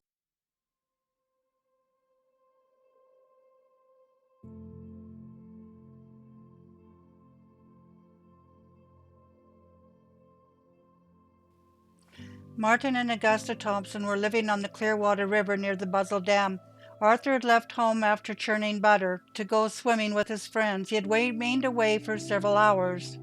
His father, Martin, went to search for him. 2 little girls had been sent to call him to supper, as he had been gone for such a long period of time. His body was found in the bottom of the hole in 10 feet or 12 feet of water. Arthur was an active, energetic young man. He had shot a deer from the doorstep of his home, although he was scarcely able to lift the gun.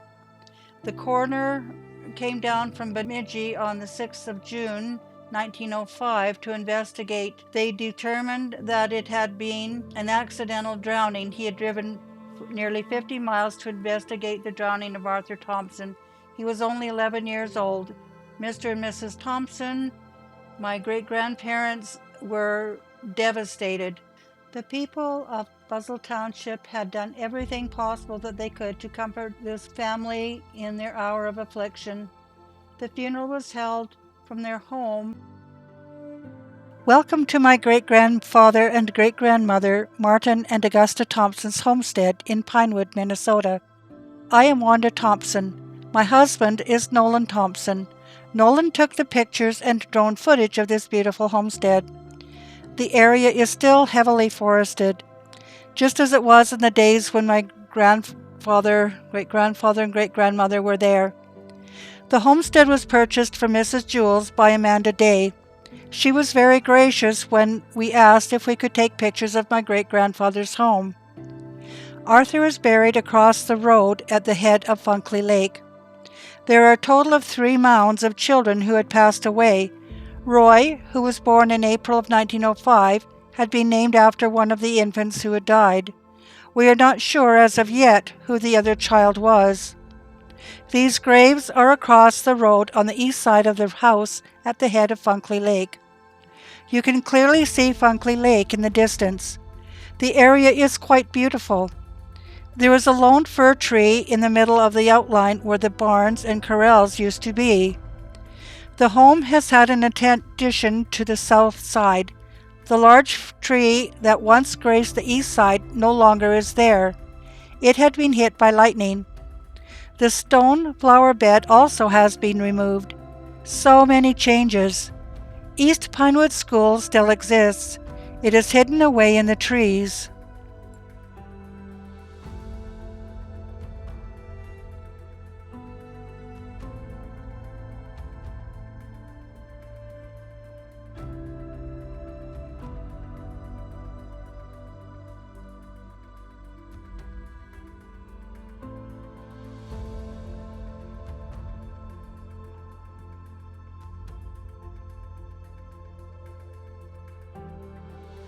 Gazing out over her home, Augusta thought about all the hard work that she and her husband, Martin, had accomplished, from clearing the land, planting crops, and the beautiful home that Martin had built for her.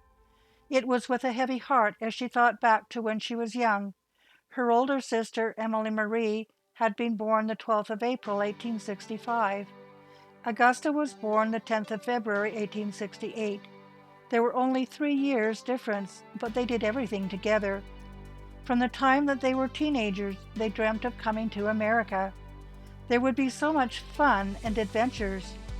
Their father, Emanuel Eriksson, had been born the 13th of July, 1832, in Toftedal, Dalsland, Sweden.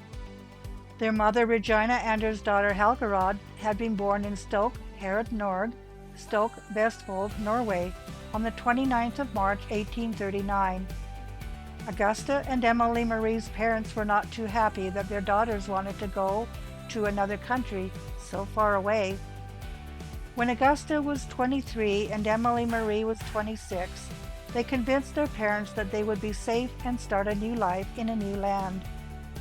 Augusta and Emily Marie had lost a baby brother in 1870, Hans Adolf Emanuelson. He was only 18 days old when he died the 29th of April, 1870. Now here she was, starting all over again, only this time Augusta had 5 small children to care for. It was almost more than she could bear. Her husband Martin, the love of her life, was gone. Her son Arthur had drowned, and she had a baby who had died in infancy. How was she ever going to cope? She had to carry on. She was all that her children had. With a deep sigh of resignation, Augusta looked around her home for one last time. So many memories. She felt as if her heart was breaking. Augusta reassured her children, answering questions as she packed essentials into the wagon and started out on the long trip to Canada with Alfred, Mart, Margaret, Sigrid, and Roy, where they would make a new home. Alfred was 15, Mart was 7, Sigrid was 5, Margaret was 3, and Roy was a babe in arms at just a year old. Augusta was grateful for the help that Alfred and Mart gave as they helped their mother with looking after the horses, doing chores, and helping with their siblings along the way. When Augusta arrived in Canada in 1907, she found a cabin in the foothills of southern Alberta. Here she tried to make a new life for her and her children. The winter of 1906-1907 was a hard, cold winter. It began the 15th of November, 1906. There was no insulation in the home. The only heat was from a cook stove, which was used and had wood for fuel. The winter of 1906-1907 was exceptionally cold in parts of Alberta, Canada. There was a significant snowfall in mid-November, followed by weeks of extreme cold in December and another cold snap in the first week of January. The cold weather continued into mid-February. The combination of the extreme cold and lack of winter feed led to a significant number of livestock that perished, as much as 60% of the range cattle. The winter of 1906-1907 started in the early fall. Temperatures in the mid-winter plunged to minus 50 degrees Celsius and remained there for several days.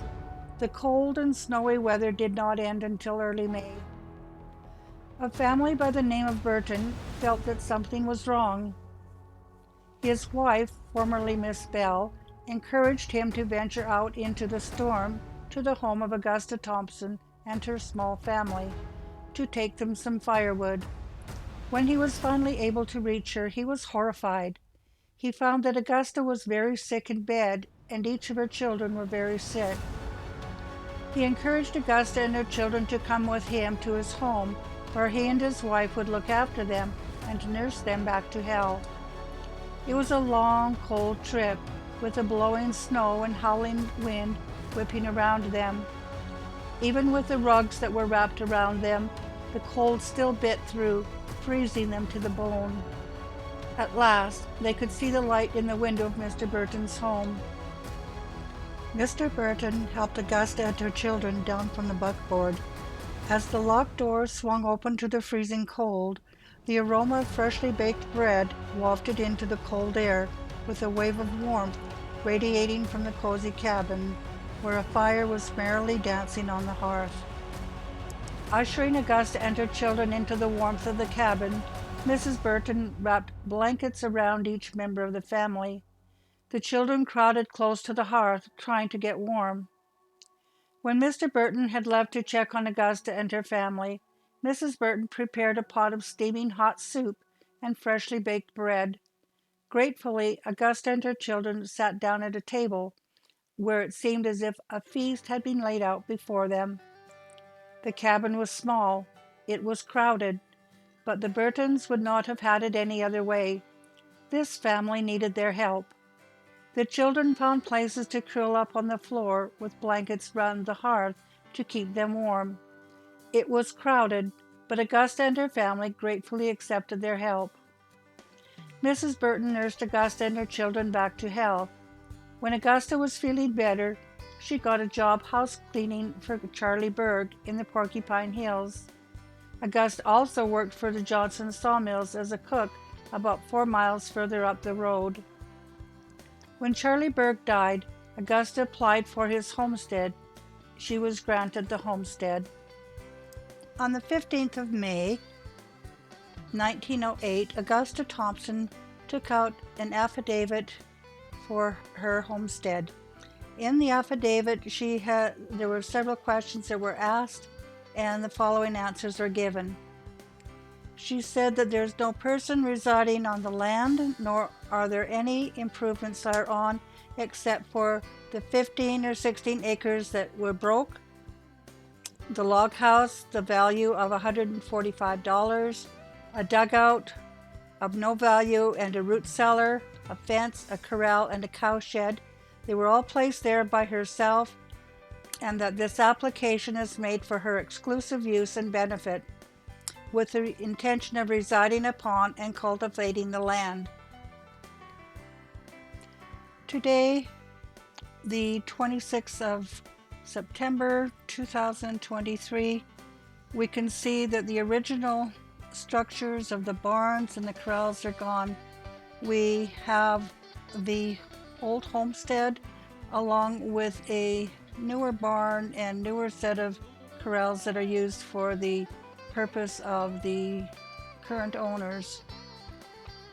We are privileged to see the land that my great-grandmother Augusta Thompson came to Spring Point, Alberta. My name is Wanda Thompson. My husband, Nolan Thompson, took the aerial footage, as well as my father, Augusta's grandson, Chuck Thompson. We were here that day.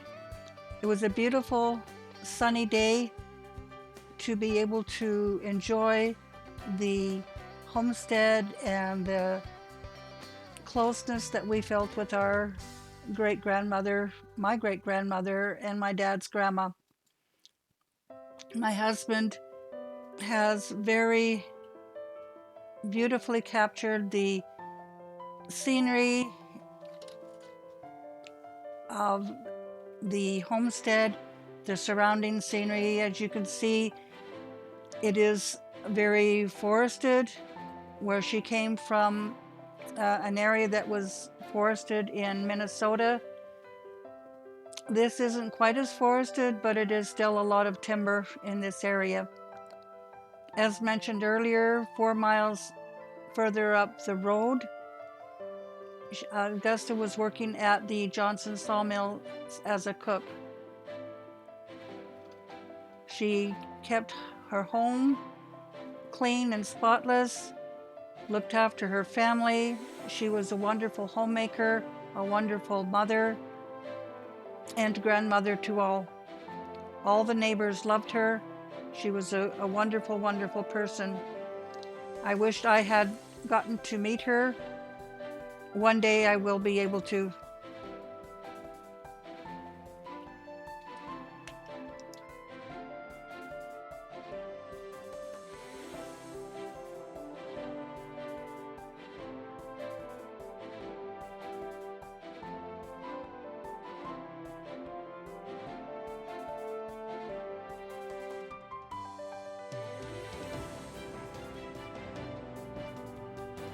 To the left of the homestead, you can see the storage shed that my grandma had built.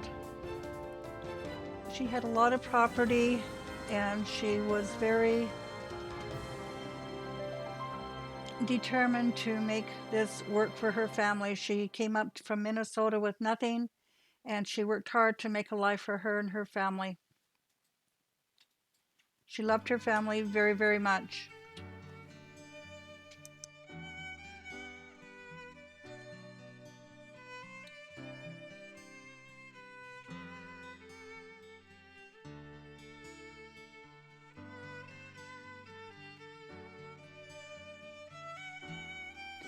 When Augusta Thompson came to Spring Point and took out her homestead in 1908, this farm was not there. It was just country, plain open country. The road, as you can see going north, leads to the Johnson sawmill where Augusta worked as a cook.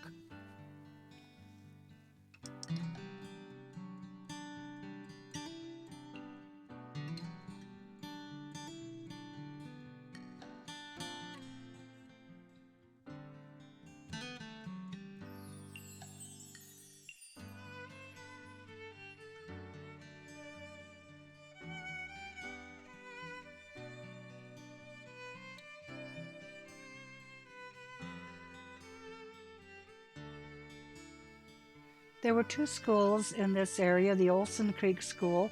This is all that is left of it now, a signpost designating where it was.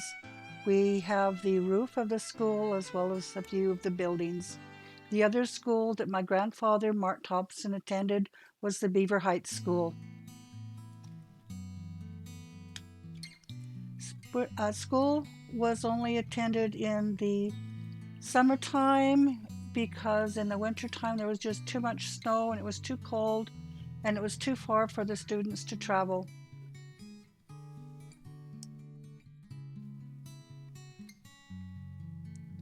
This is a closer image of the corrals and barns that are currently on the property.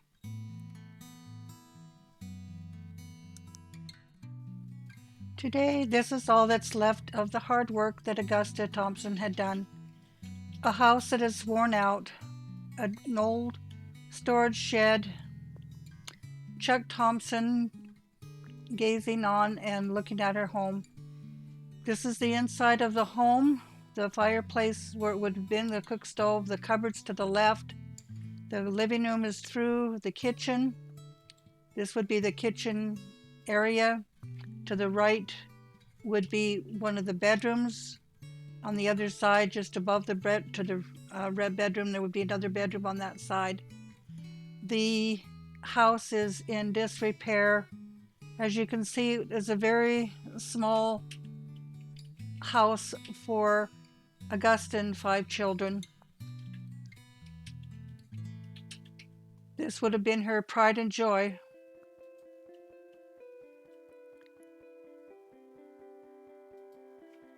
The creek is just to the left, to the back of the house. It used to be, I envision it, what it used to be with the barns and the corrals that she used to have. The creek is just to the back of the house. The root cellar would be just to the left of the creek, where she would keep her food cold and prepared for the winter. It's a very beautiful place. She had everything that she needed. She had water in the spring and the summer, and winter ice in the winter. The root cellar would have been just on the hill here, the first little hill. And again, this is the back of the house, just up from the creek.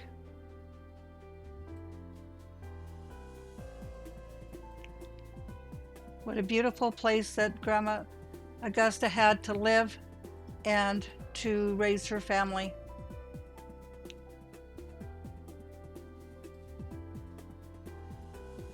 Alfred, Arthur, who had drowned, and so he was not here, but there was Alfred and Margaret and Sigrid. She also went by Cecile and Helen, as well as Roy, who was a baby when they came to Canada in 1907, and she took her homestead out in 1908. Chuck Thompson is looking over the land that his grandma had homesteaded, and he is very proud to be her grandson and of what she has accomplished.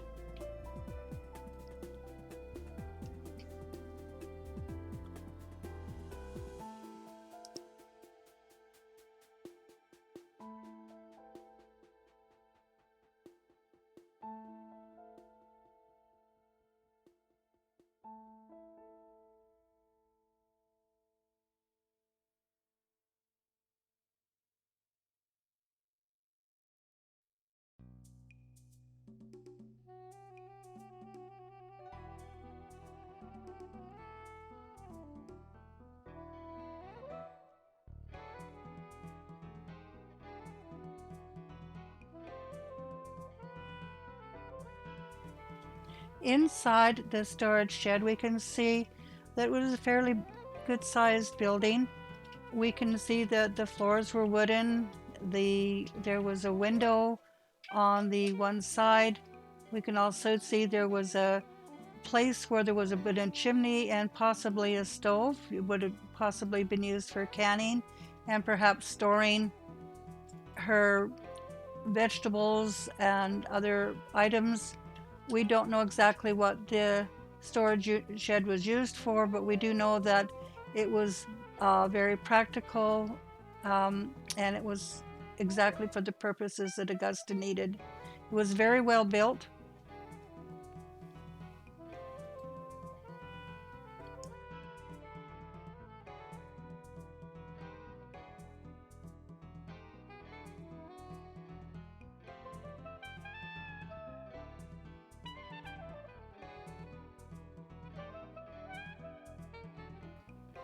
Here we see the outside of the storage shed with the house in the background. This is a map of the park of the Porcupine Hills with Chuck Thompson pointing out where Grandma's homestead was in relation. This is where the Johnson sawmills were located.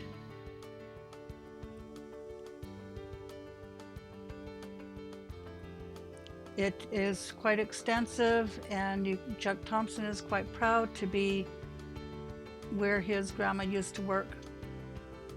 You can see there's a lot of area that the Johnson sawmills would have taken in. The hills On the far side, the trees have been cut and logged off. Johnson's Mill was a very busy place during that period of time. And again, Grandma Augusta Thompson was a cook for the men on the Johnson sawmill.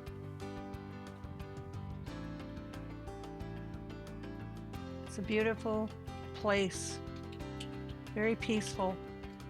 It was a beautiful summer, spring, fall day. The leaves are gorgeous. It was a perfect time to be there.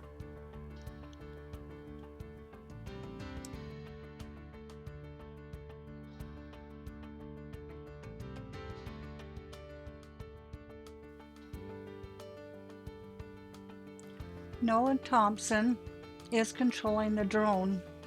He is my husband. Chuck Thompson is my dad, and he is wearing the dark vest and the cowboy hat.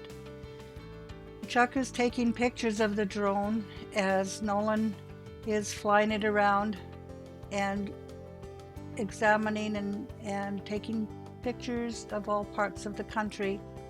They are having a great time.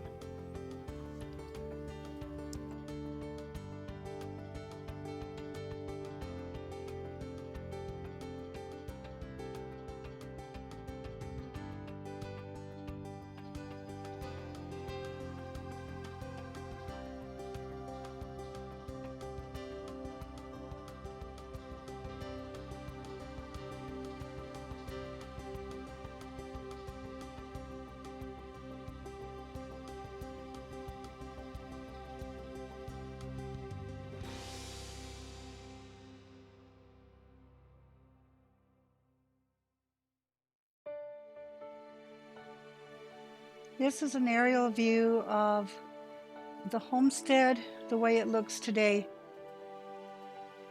in the beautiful fall weather that we had that day. The country is gorgeous. We can see the road as we came into the homestead from the south. Lots of trees. And again, this homestead that you can see was not part of the landscape when Augusta took out her homestead in 1908.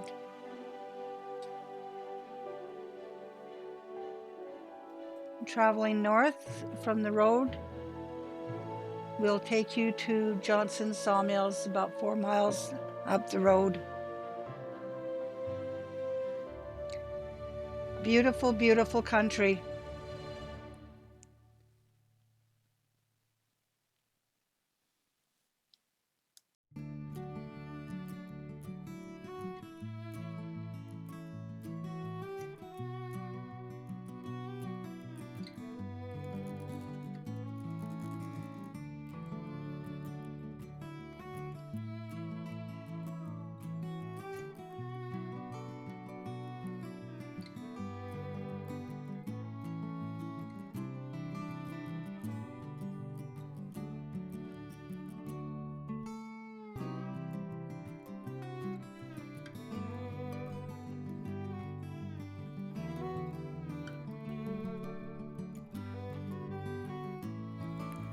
This is the area where the Johnson sawmill used to be. As you can see, there is a lot of timber that has been logged off of the land. A lot of timber is still standing.